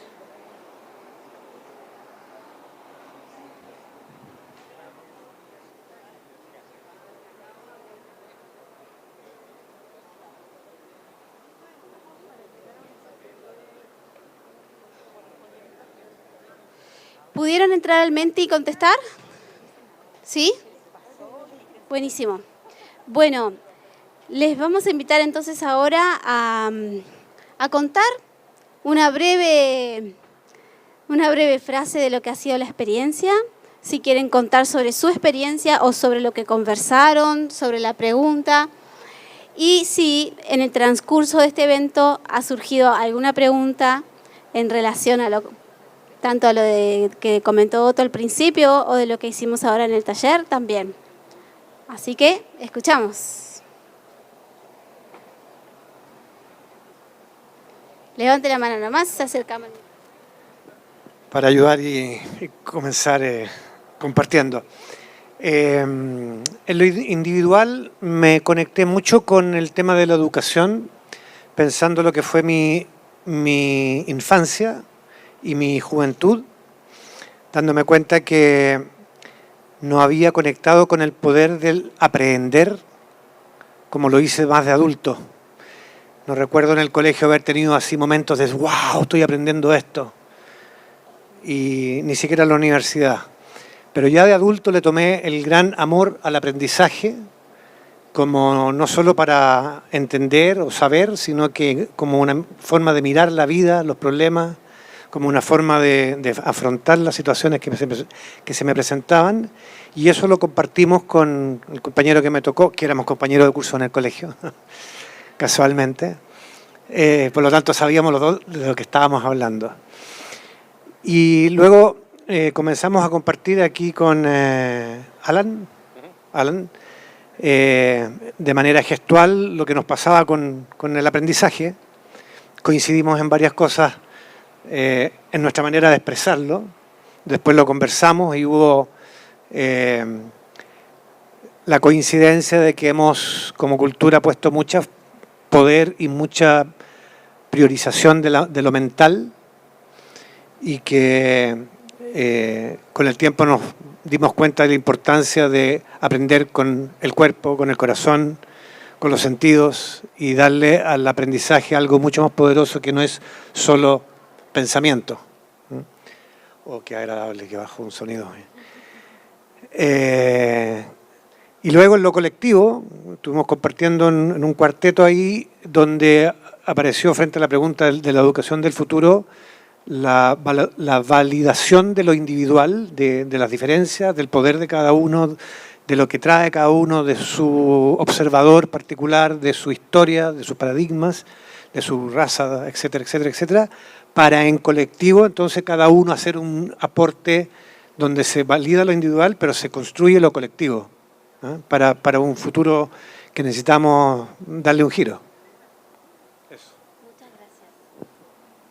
¿Sí? ¿Quién más? ¿Quién más desea compartir? Ahí recibimos a Otto, Vivi, vengan. Ahí va.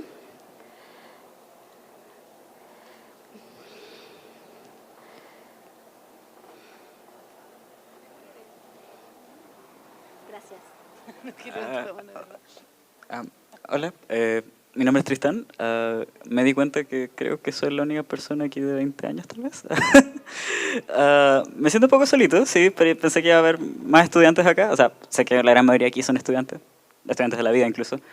Tal vez creo que soy el más beneficiado aquí porque todos tienen experiencias tan valiosas para compartir, y bueno, ahí me sentí un poco pequeño, siento que no tenía mucho que ofrecer, pero los aprecio mucho el haber estado aquí y sobre todo las enseñanzas que me han dejado en estas horas realmente, pero no sé, se ha sentido como que los hubiera conocido toda la vida. Es una conexión muy extraña la que ocurre cuando de verdad intencionas el conectar con otros, de una forma auténtica.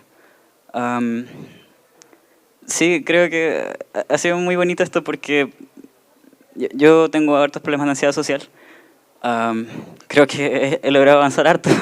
Esto de hablar en público nunca me lo esperé. Pero espero, a través de instancias como esta, que aprecio mucho que la universidad tenga, gracias, poder seguir mejorando en este problema, que es algo que mi generación vive mucho, y un poco hago un llamado a ustedes como adultos a también prestar atención en las aulas, que no es que no queramos participar, es que somos una generación a problemas, ¿o? Que la generación que le pusieron pantallas antes que amor, que nos dieron cosas materiales, un poco nacido del no capitalismo, ¿cierto? Antes que tiempo compartido. Generación de padres divorciados, ¿cierto? Que nunca supieron cómo arreglar sus problemas maritales. Generación que busca mucho, un poco como decía el padre Walker durante la bienvenida, que no sé si alguno estuvo aquí, nos falta ternura, nos falta un poco de empatía de nosotros hacia ustedes, sobre todo nuestros padres, hermanos, tíos, quienes nos cuidan, porque yo sé que hacen lo que pueden para educarnos, para darnos un espacio de seguridad, y muchas veces no lo sabemos apreciar. Me disculpo un poco en ese sentido, en nombre de mi generación, por eso. Y un poco de vuelta también pedimos esa empatía de que estamos en un mundo muy cambiante, estamos cada vez más desconectados del pensar que esto va a cambiar, de que podemos darle una vuelta al cambio climático, a la horrible geopolítica que estamos teniendo. Estamos asustados y muchas veces recurrimos a las redes sociales como una forma de evasión para no pensar que incluso en el aula las cosas que ustedes nos enseñan como que nos dan ese trozo de realidad, como de ustedes son la generación que tiene que cambiar esto, ustedes son quienes tienen que arreglar el problema. Y tal vez, de forma menos humilde que tengo, supongo, preguntar si podrían hacerlo de una forma que se sienta más, hagamos esto juntos, no tanto desde el ustedes tienen que hacerlo, un poco más guiarnos de la manito en ese sentido. Gracias. Le paso la palabra a Vivi para que lea una de las preguntas que viene de las universidades que están online. Tenemos online un montón de personas que, bueno, no las podemos ver en la pantalla, pero están ahí viéndonos a nosotros.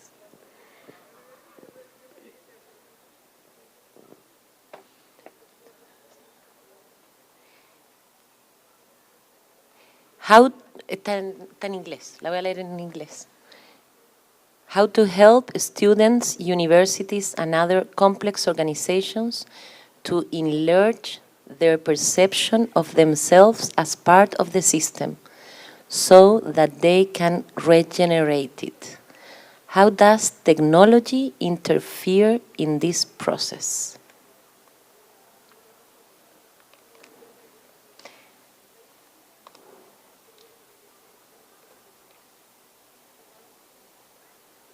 How to help students, universities, and other complex organizations to enlarge their perception of themselves as part of the system, so that they can regenerate it. How does technology interfere in this process?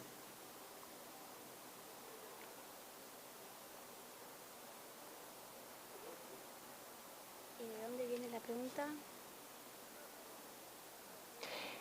De FIAP, pregunta de FIAP, y tenemos también un comentario, pregunta de la UTEC de Uruguay. Visibilizamos el futuro a través de la búsqueda de apoyo en la inteligencia artificial para enseñar y aprender y adaptarnos al cambio. Generar contenido que tienen que ver con la construcción de la persona, no solo con la información concreta. Darle la importancia a la pedagogía, en muchos casos técnicos, dando clases en un ámbito universitarios sin formación en docencia, etc.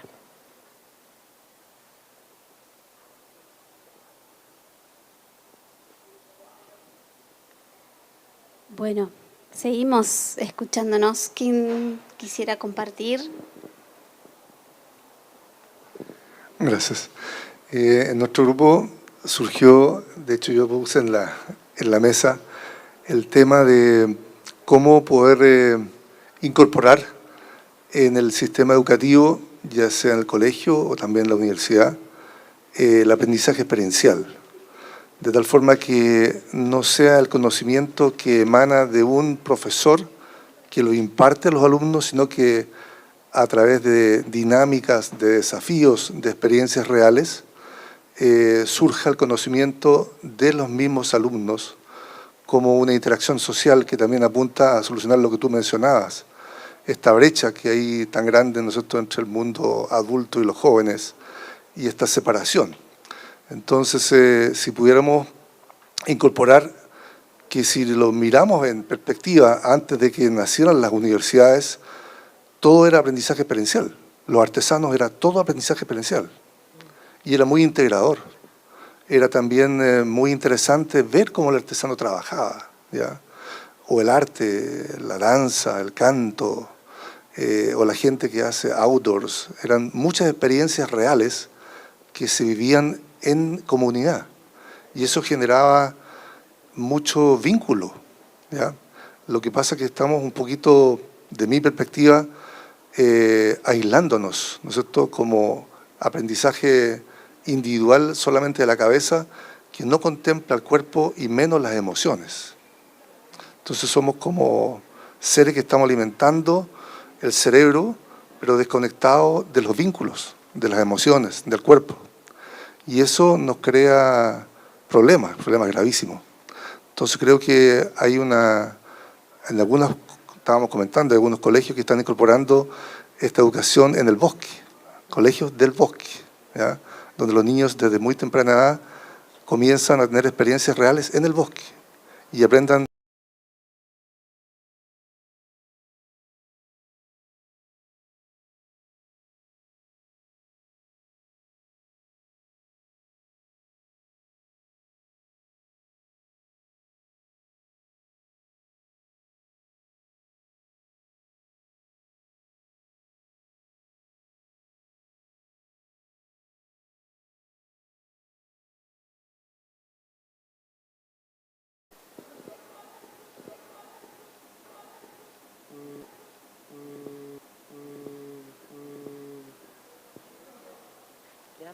Bien. ¿Te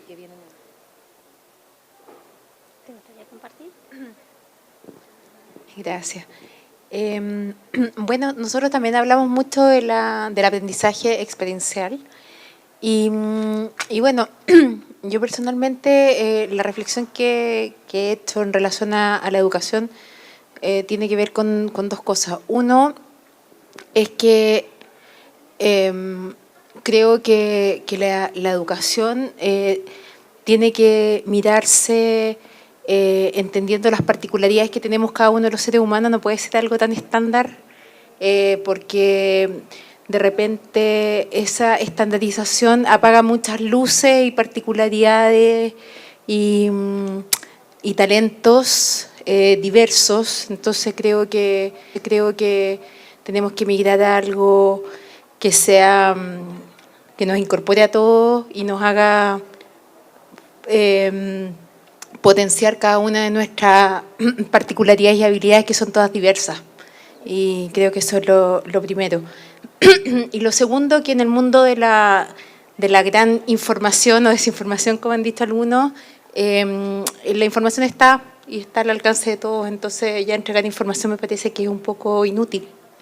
Por lo tanto, la educación tiene que migrar hacia la reflexión, a la reflexión de los temas, y cada uno tenemos reflexiones distintas y unimos los puntos de manera distinta, y compartir esas reflexiones nos nutre y nos permite co-crear cosas muy importantes. Así que esas son las reflexiones que tuve en este proceso.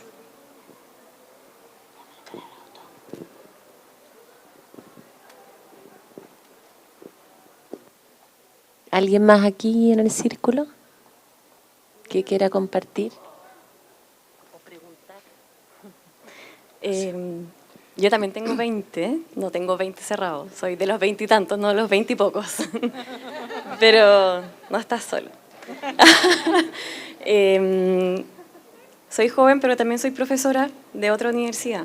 Y quizás pensando en tus amplias preguntas, porque tengo estudiantes de tu edad, lo cual es muy raro porque piensan que yo soy estudiante también. En este curso que yo hago con una compañera, sí hemos intentado hacer una pedagogía basada en la experiencia y ha funcionado súper bien. Le hemos puesto mucho empeño, muchas horas extra no pagadas claramente. Creo que también acá en Chile tenemos un problema de que la educación es no solamente mal pagada, sino que tiene poco prestigio transformativo.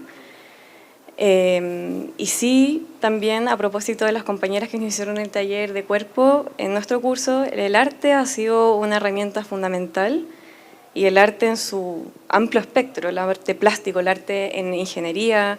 Yo he tenido estudiantes de química, de astrofísica, tuve una estudiante que le encantó, también de sociología, de antropología, yo soy antropóloga, y que el arte funciona como un punto de unión también, como que el arte es una herramienta para transitar, o así lo veo yo, he ido pensando del ego al eco, y no solamente pensando en temas de sustentabilidad, de ingeniería o de física, de innovación, sino la posibilidad de generar esa experiencia convergente.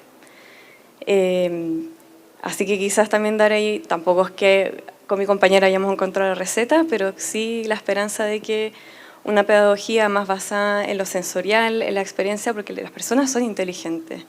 Entonces al final es ser un rol más de facilitador, de mediador, y ahí como profesora o como profesor o académico en el mundo de las universidades es despojarse del ego totalmente. Y para bien y para mal, con mi compañera somos profesionales jóvenes, con poca trayectoria académica, entonces también dentro de ese contexto súper adverso nos permitieron la libertad de crear un curso de cero, que no tenemos la obligación de publicar papers, de tener que cumplir con ciertos estándares, y lamentablemente eso no debería ser una obligación. Creo que ahí también hay ciertas, creo yo, necesidades de cambio estructural dentro de lo que es la universidad que permita una pedagogía distinta. No solo un tema de voluntad muchas veces, que también es algo que sale mucho en los estudiantes. Eso, a grandes rasgos. Hola, conversando con Carlos y otras personas, fui viendo las similitudes que habían en cuanto a experiencias. Es decir, nos vemos tan diferentes unos a otros, ya sea por aspectos físicos, una serie de categorías que se manejan, incluso comunas, que también estábamos hablando ahí en la pausa, y nos vemos como muy diferentes, pero en el fondo somos bastante parecidos, bastante más parecidos de lo que nos parece, valga la redundancia. Pero si tan solo nos enfocáramos más en aquellas cosas que tenemos en común, podríamos llegar a dialogar, y a dialogar de una forma que menciona Otto, en cuanto a un diálogo más profundo, más de quién realmente está ahí, no tanto la máscara que hablaba Jung, el personaje que yo necesito ganarle al otro para poder ir subiendo.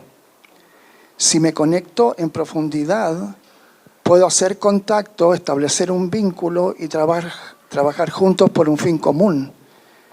Tengamos ideas políticas diferentes, religiosas, sociales, la que sea, pero aunar esfuerzos, y así sería bastante más fácil, porque yo no le entorpecería el camino al otro y la otra persona no me lo haría a mí. Al revés, yo lo ayudo a subir, él me ayuda a subir, etc. Eso, gracias.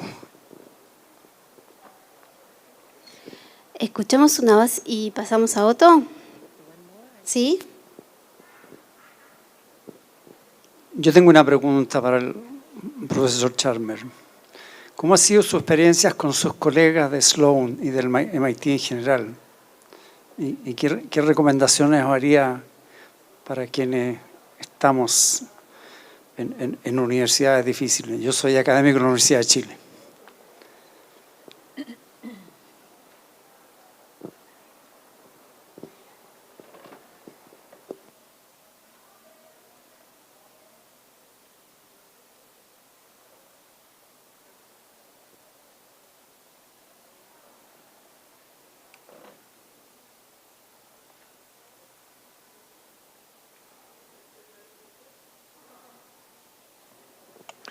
I would have preferred to listen more.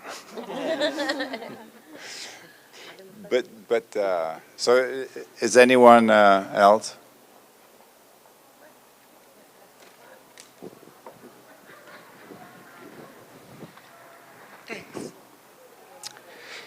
Bueno, en nuestro grupo, me presento primero.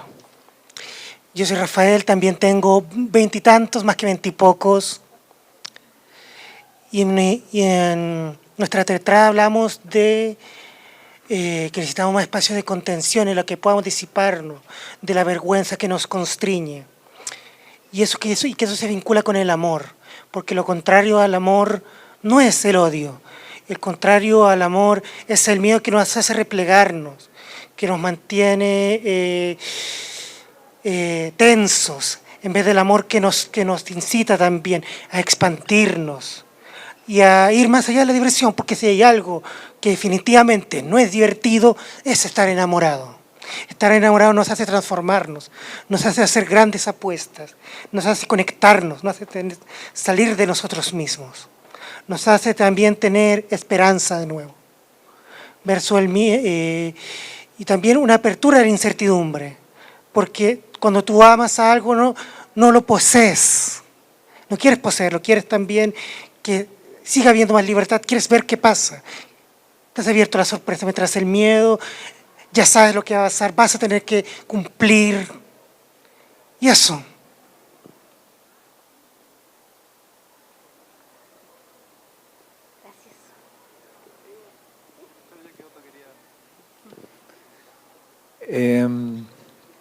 Bueno, primero muchas gracias, Otto, por todo tu trabajo, que lo he estudiado hace un tiempo y me hace mucho sentido. En mi propio camino, y hoy día fue muy bonito porque en los grupos donde estuvimos había muchas sincronías con respecto a lo que estamos experimentando, las visiones. Y hoy puedo comentar y compartir desde mi propia experiencia la importancia del cuerpo, de entender que somos bidireccionales. Y muchas veces pensamos que la mente debe comprender algo y luego darle la instrucción al cuerpo. Pero un sistema complejo, al integrarse, requiere dos particularidades. Una es la diferenciación y la otra es la interconexión. Y una mente que es capaz de soltar y dejar ir no es fácil. Yo estudié actuación un tiempo y estuvimos 6 meses todos los días solo para encontrar esa espontaneidad, esa respuesta automática del cuerpo antes de haber sido pasada por la mente. Y el explorar estos espacios, ¿no?, de la comunicación y ir observando cuánto hay de mente o no hay de mente y cuánta hay información que me está entregando mi cuerpo desde lo sensorial, desde algo que tal vez no necesita ser verbal.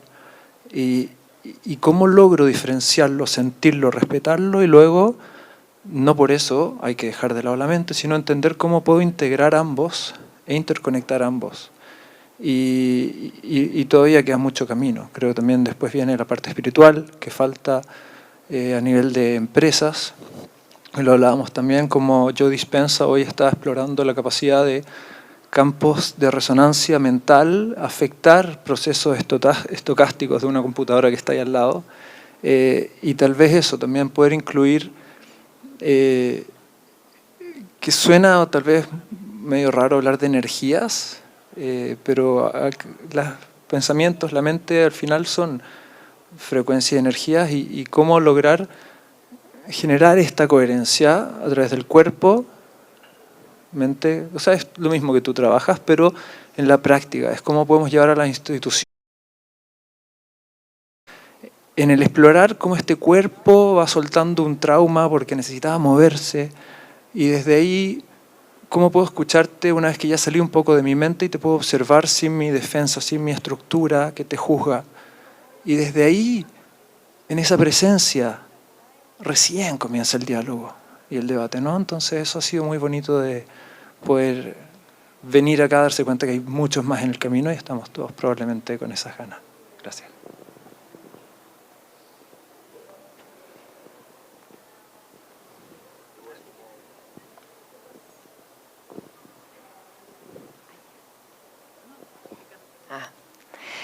Hola, soy Verónica. Tengo más que el doble de 20.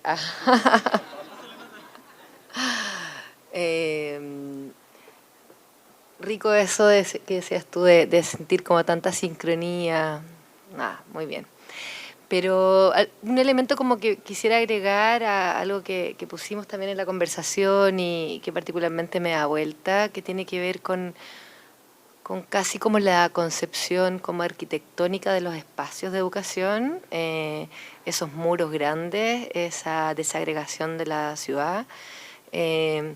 Como que no va a ser posible nada de lo que estamos hablando si no nos encontramos de una forma diferente, si no nos mezclamos, si no nos afectamos del otro.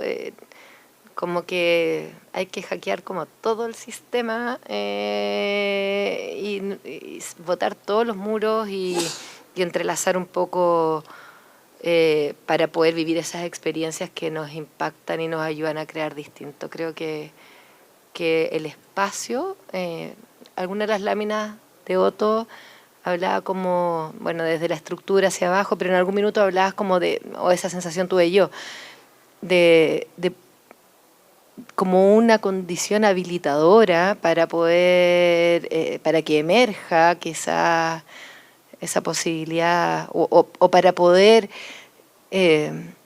invitar a que emerja algo colectivo. Es un ambiente completamente distinto al que tenemos. Eso. Gracias. Ahí va. Vamos a leer. Tenemos un...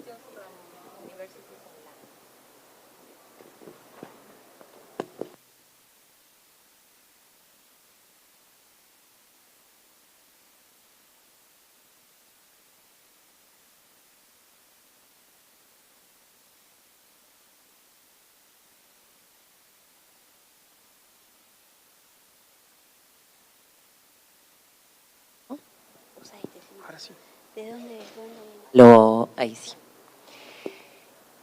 ¿Qué recomiendas, Otto, para ampliar las islas de coherencia? Sobre todo en ambientes más tradicionales, donde cuesta aplicar metodologías, entre comillas, blandas. ¿Qué pasa con la educación de cara a la inteligencia artificial? ¿Qué necesitamos mirar desde la educación?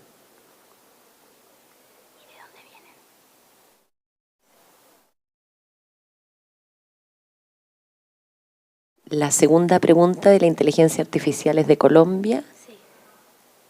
Y esa es de Uruguay.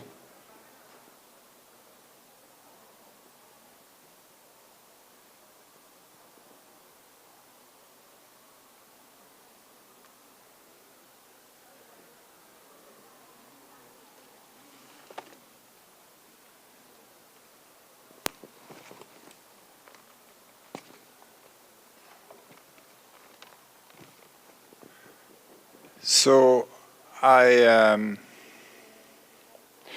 want to acknowledge that a lot of there were a lot of really insightful comments made,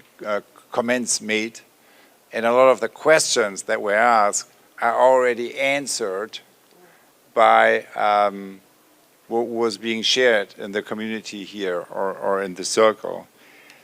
And I want to start with just highlighting. So part of my role will be just highlighting stuff that has been said.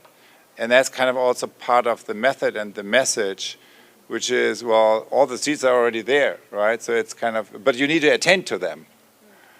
And not think kind of it's somebody from outside, right? That's really the main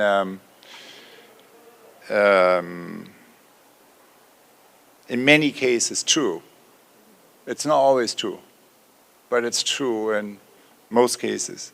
So I want to start with just highlighting from the, there may be more, but you know, 3 20-somethings kind of revealed themselves. Because I thought kind of there's just everything is already there, right? It was really remarkable. It's also shifted the conversation, as you probably all noticed. So first, Christel, kind of you were talking about, Christal, you were talking about, I mean, when you really kind of let that reflection sink in, right? Oh my God, what we are doing, right? I mean, so the generation that fucks up just about everything, and then, yeah, you need you're going, so that's kind of our main message in the classroom, you're going to solve it, great. So that's, and it's absolutely true what you said, right? That's nonsense, right? No one can solve this alone. No generation can solve that alone. No sector, nobody. We can only do it together. And that's exactly what we need to figure out. That's exactly what we need a prototype and create microcosms for in schools. I mean, that's, now that couldn't be really more important.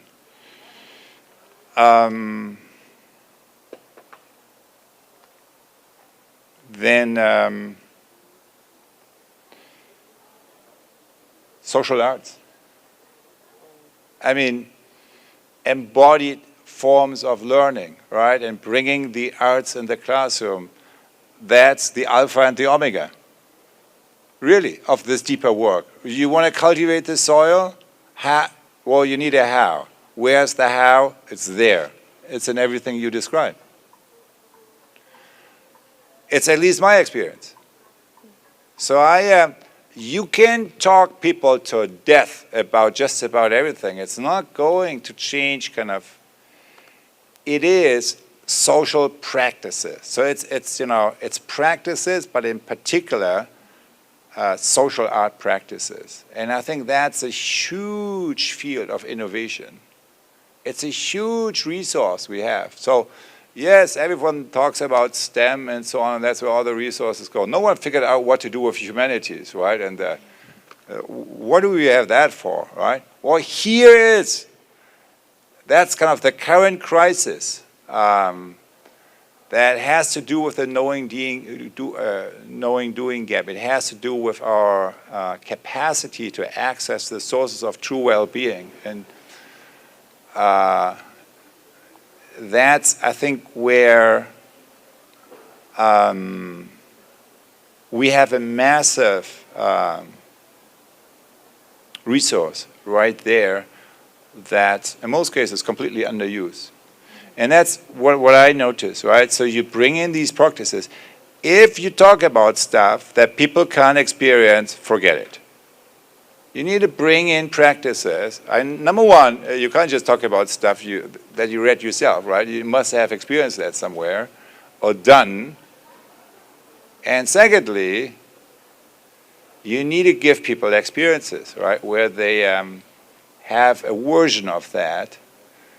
And I think that's where embodied learning is just our friend. And it's very accessible.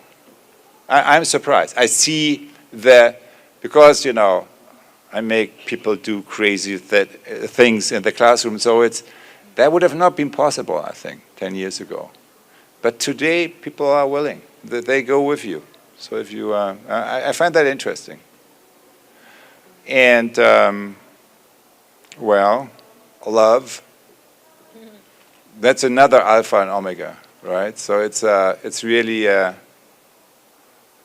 love is at the source of knowing, true knowing. You can't know something if you don't love it. Love is at the source of true teaching. You can't teach anything if you don't love. Love is at the source of true consulting and helping. You can't be effective if you don't really love. So, yeah, that's I think kind of if we just take these three contributions together, we can just stop the conversation. That's it, right? It's everything there. We all heard it loud and clearly. And it's relevant to notice that because all three of you are pointing at stuff that's not happening.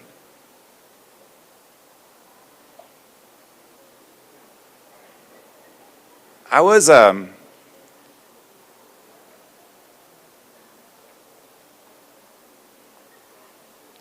I recently, it's in different countries, right? I recently experienced mappings, right? So that's kind of a social art practice that we use, that some of you may know, kind of this, you map a system, right? And then you have all the different roles and stakeholders, including Mother Earth, including excluded groups, and kind of the voice of the future, and so on.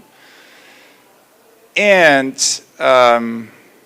what is striking me most is, right, that often the very purpose of that system, so when sculpture one is current reality, and then you try to let that emerge and see all the difficulties with that. But in the current reality, right, always one interesting key learning is what's in the blind spot of the system, right? What is the one player no one is looking at? It's kind of completely forgotten, it's somewhere on the ground, right? No one is paying attention to. And what I'm noticing, that was in, two cases that I have in mind, right? It was the children or the learners, right? So we are supposed to, that's kind of the main purpose. But then the whole system gets hung up with itself, with its internal workings, and we all know the mechanisms. So that's why the three voices that we heard matter. And it's not like, we always attend to them. All right, so how to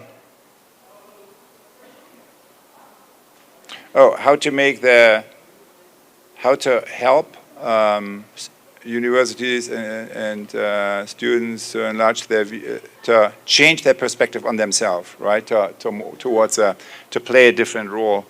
That's how I understood the question. And I would say, well, the first point is that's impossible alone, right?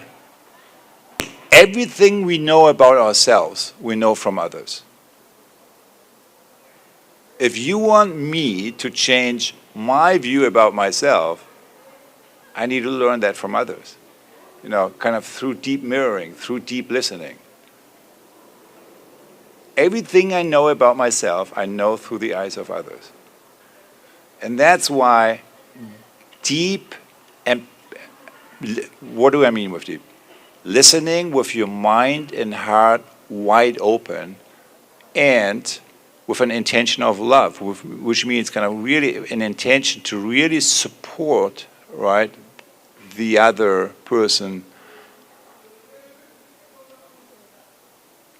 to realize her fullest potential.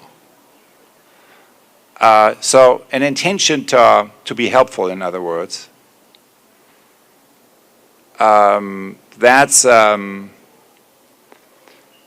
think that's kind of the founding principle there. And so where do we experience these more complex situations where we experience ourselves in new ways, right?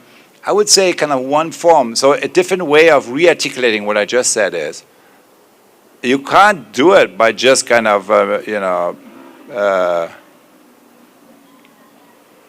abstract thinking about yourself. You have to move out into the world. You have to engage with the world more deeply.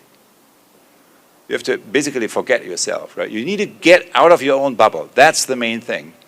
And you can do that through social arts, because that very quickly puts you into a completely different relationship, which is completely unexpected and shifts your view about, I remember kind of in the last term, one student came up to me and he said, well, we did that today in class, right? And that shifted, so mapping, my current situation, where it wants to go, and that, experiencing that shift in myself and that little practice allowed me throughout the entire week to apply that learning in many other situations that I was unable to change before. So it's shifting the inner place from that we operate. So but it's also related to, getting out of your own bubble is means also maybe getting out of the institutional boundaries, right? And immerse yourself into the community, really get immersed to interesting, raw, irritating, just, stuff, right? That is like triggering your sense making in new ways, and then creating spaces where you can sense make together with others.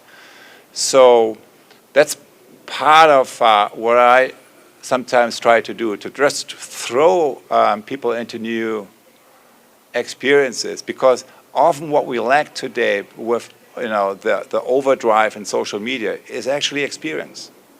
What we lack is a real experience. And what's that? I never thought of that, actually. I always saw they were kind of the devil. I personally never been very good with social media. I always thought that it's like the manifestation of we don't want to actually interact with others. We want to just be perceived and validated through others. It's not an actual conversation. At least that's how I always felt it. So it's actually mind shifting what you're saying. No, that's actually a good tool. That's what I meant. That was not primarily what I meant. I think what I was trying to make the case for, and I'm not sure I understood you rightly, but what I tried to make the case for is getting away from social media and engaging in human connections more deeply. And, it can be, so we heard experiential learning, we heard social arts, but, I was just, adding a footnote to that, what was said before. And it's basically saying getting out of your own bubble. It sounds so simple, but that's the key. And we think that's happening, and usually it's not. So engaging inside your social media bubble usually doesn't do that. It's not because AI is evil or technology is evil. It's the impact of AI and technology is a function of the intention that we use to design, disseminate, and use them. And if the intention is based on ego and empire building and money making, then the impact is exactly what we see. But that, of course, is a choice. It's a human choice. So then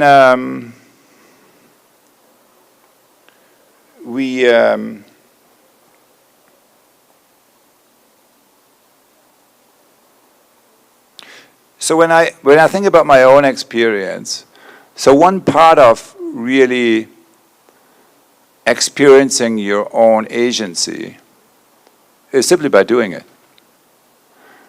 And in my own student experience, what was most helpful there, I studied in a new university. There was very little there. It was like very high aspirations and almost practically nothing there, right? And that, I back then complained to myself, right? But in hindsight, that was the best thing on earth, because it created a blank canvas, a challenge. So the aspiration was, we need to reinvent learning, right? How the future of learning.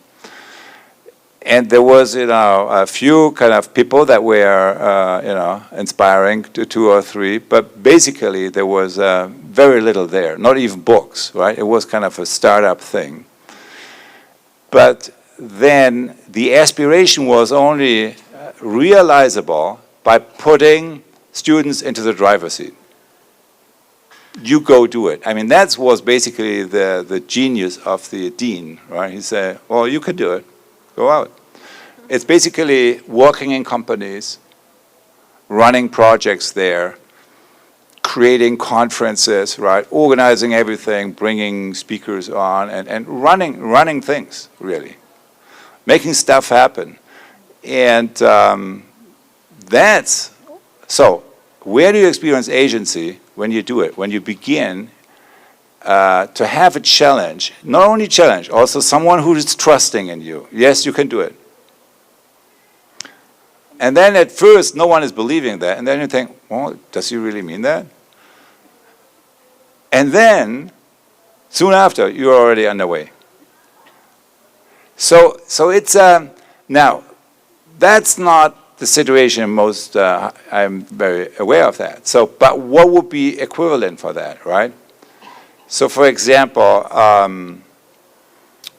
there was a ULab team from the Stockholm School of Economics that participated there with the same, okay, how do we reinvent things? And here's what they said, what they did, with the help of the dean, otherwise it would not have been possible. Shrinking down the existing curriculum to 66% points, right? Okay, everything we did so far, let's shrink it to 66.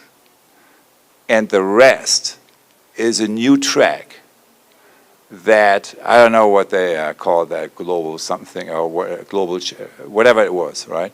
But essentially, it's offerings that move you out of your own bubble, that move you into sensing, like all the stuff that's, what's that? That's the soil, right? And that's kind of where you get new experiences. And then, in the next term, everyone learns how to meditate. Contemplative practices.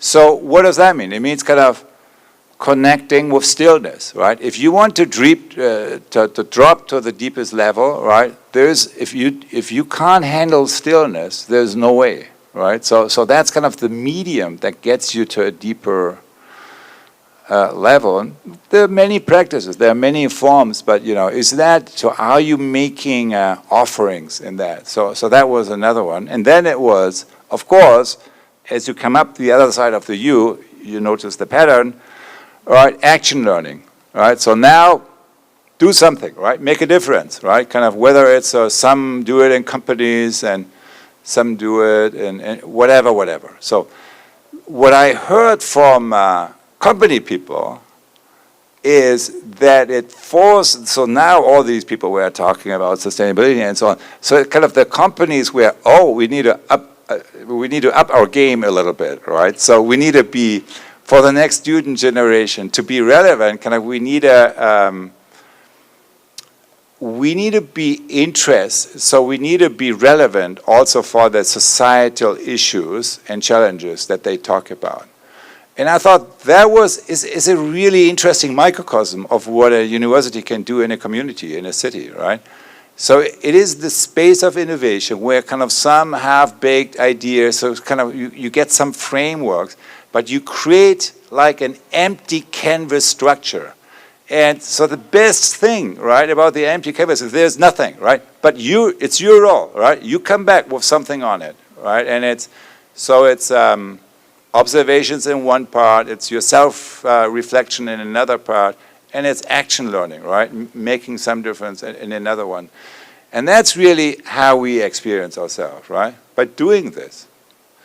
And it's absolutely possible, but we can't just say, okay, you're already overloaded, overwhelmed, and everyone is everything too much. And on top, here are 5 new things, right, that I want you to do. It's not working. We need to let go of other stuff. So that's why Stockholm School of Economics, the premier school of economics in the northern countries, shrinking it down to 2/3 and say, okay, let's do something new here, right? And that's, of course, I'm quite aware it's kind of, the question of academia, right? So, I mean, it's difficult to bring about change in business, right? And it's way more difficult to do it in government. And in academia, it's like hopeless, right? That's kind of the old joke, right? So yet stuff is happening, right? But it's hard, right? It's hard, and we all and I think the changes will not come if we don't put students into the driver's seat of change. I mean, that's how it's happening at MIT, right? Kind of. So you have faculty, they have some ideas, but really the real force to make stuff happen are students. You can't change a university if you stick inside the wall of universities. We need to open the universities up kind of to really, the real place of learning. The university of the future is making students go all over the place, right? The place can be the city, it can be the country, it can be the continent, or wider. So all of that works. My teacher is kind of doing that, actually. Okay. In geography, we actually have a project. In geography department, we have a project. As you know, well, this used to be a residential place, you know, a lot of people living here. And now we turned it into a college place, right? And the students are kind of taking the street, Erasmus Kala. And yeah, we own that kind of to the community to get out of our academia space. I was actually going to ask you, like, do you think the government does not have enough academics on it? Like, they're not enough involved in it as they should be? With government? Yeah. Not like... Sorry, my English is not so good. If the academia is not involved enough in the government, that's what I meant.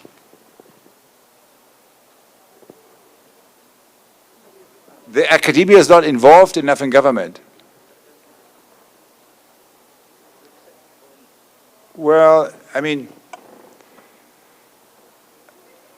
I think, you know, what gives legitimacy to academia that first of all is that it's not government, right? It's different. I think that's something we should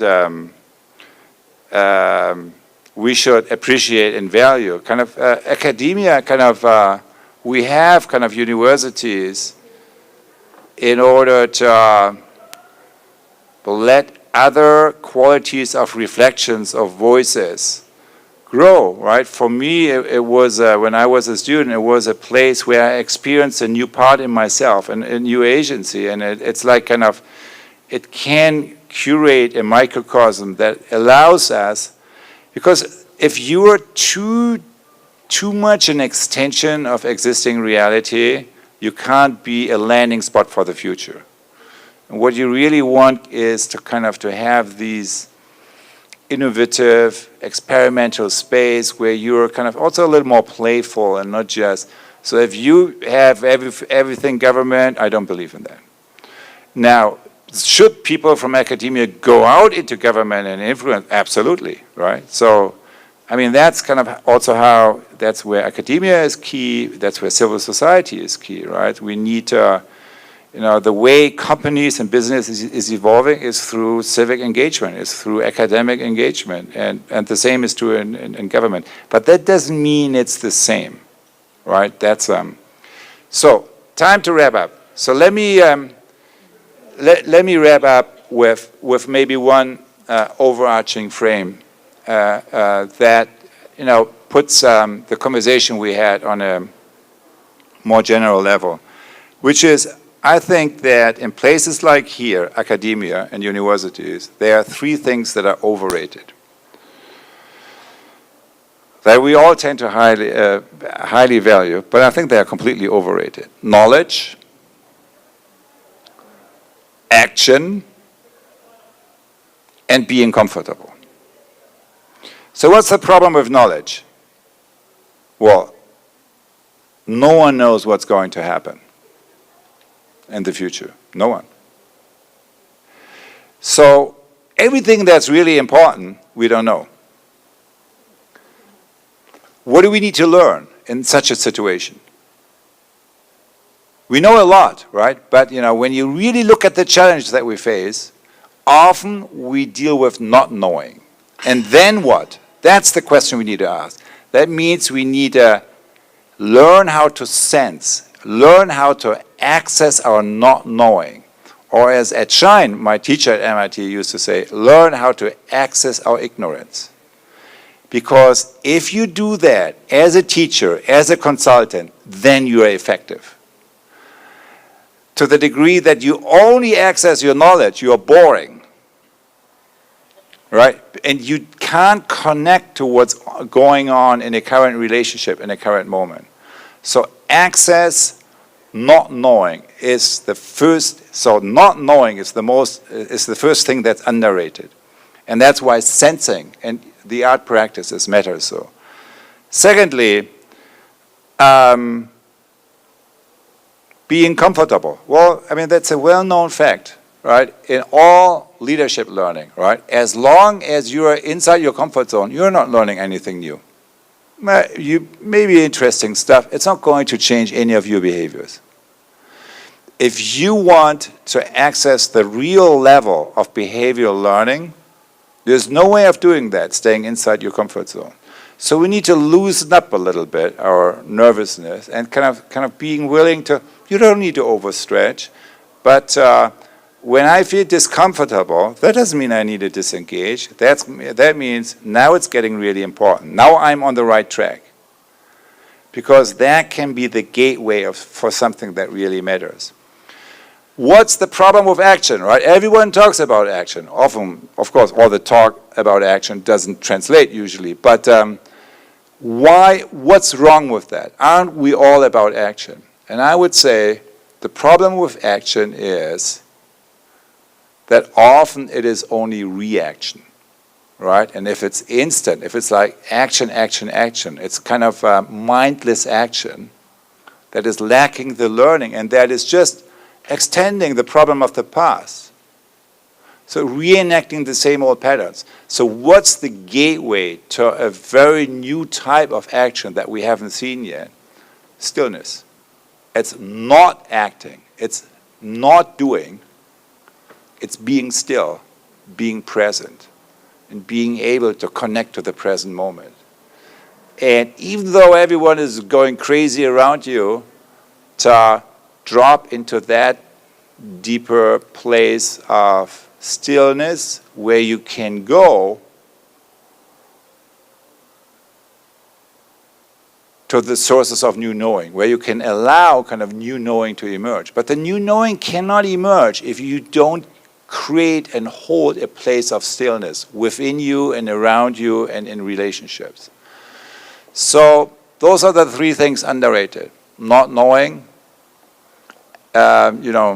being uncomfortable, accessing your discomfort, right, as a source of, and not doing, not acting, right? Connecting with your sources of stillness. And I think that's the university of the future, who can combine both of these things, right?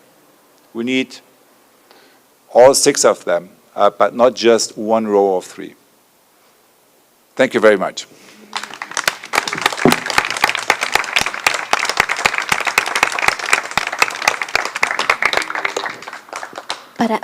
Para cerrar, les quiero invitar después a ver el scribing que está haciendo Geisa. Allí, Geisa, muchas gracias. Incorporando el arte social. Y les damos la palabra, Vivio.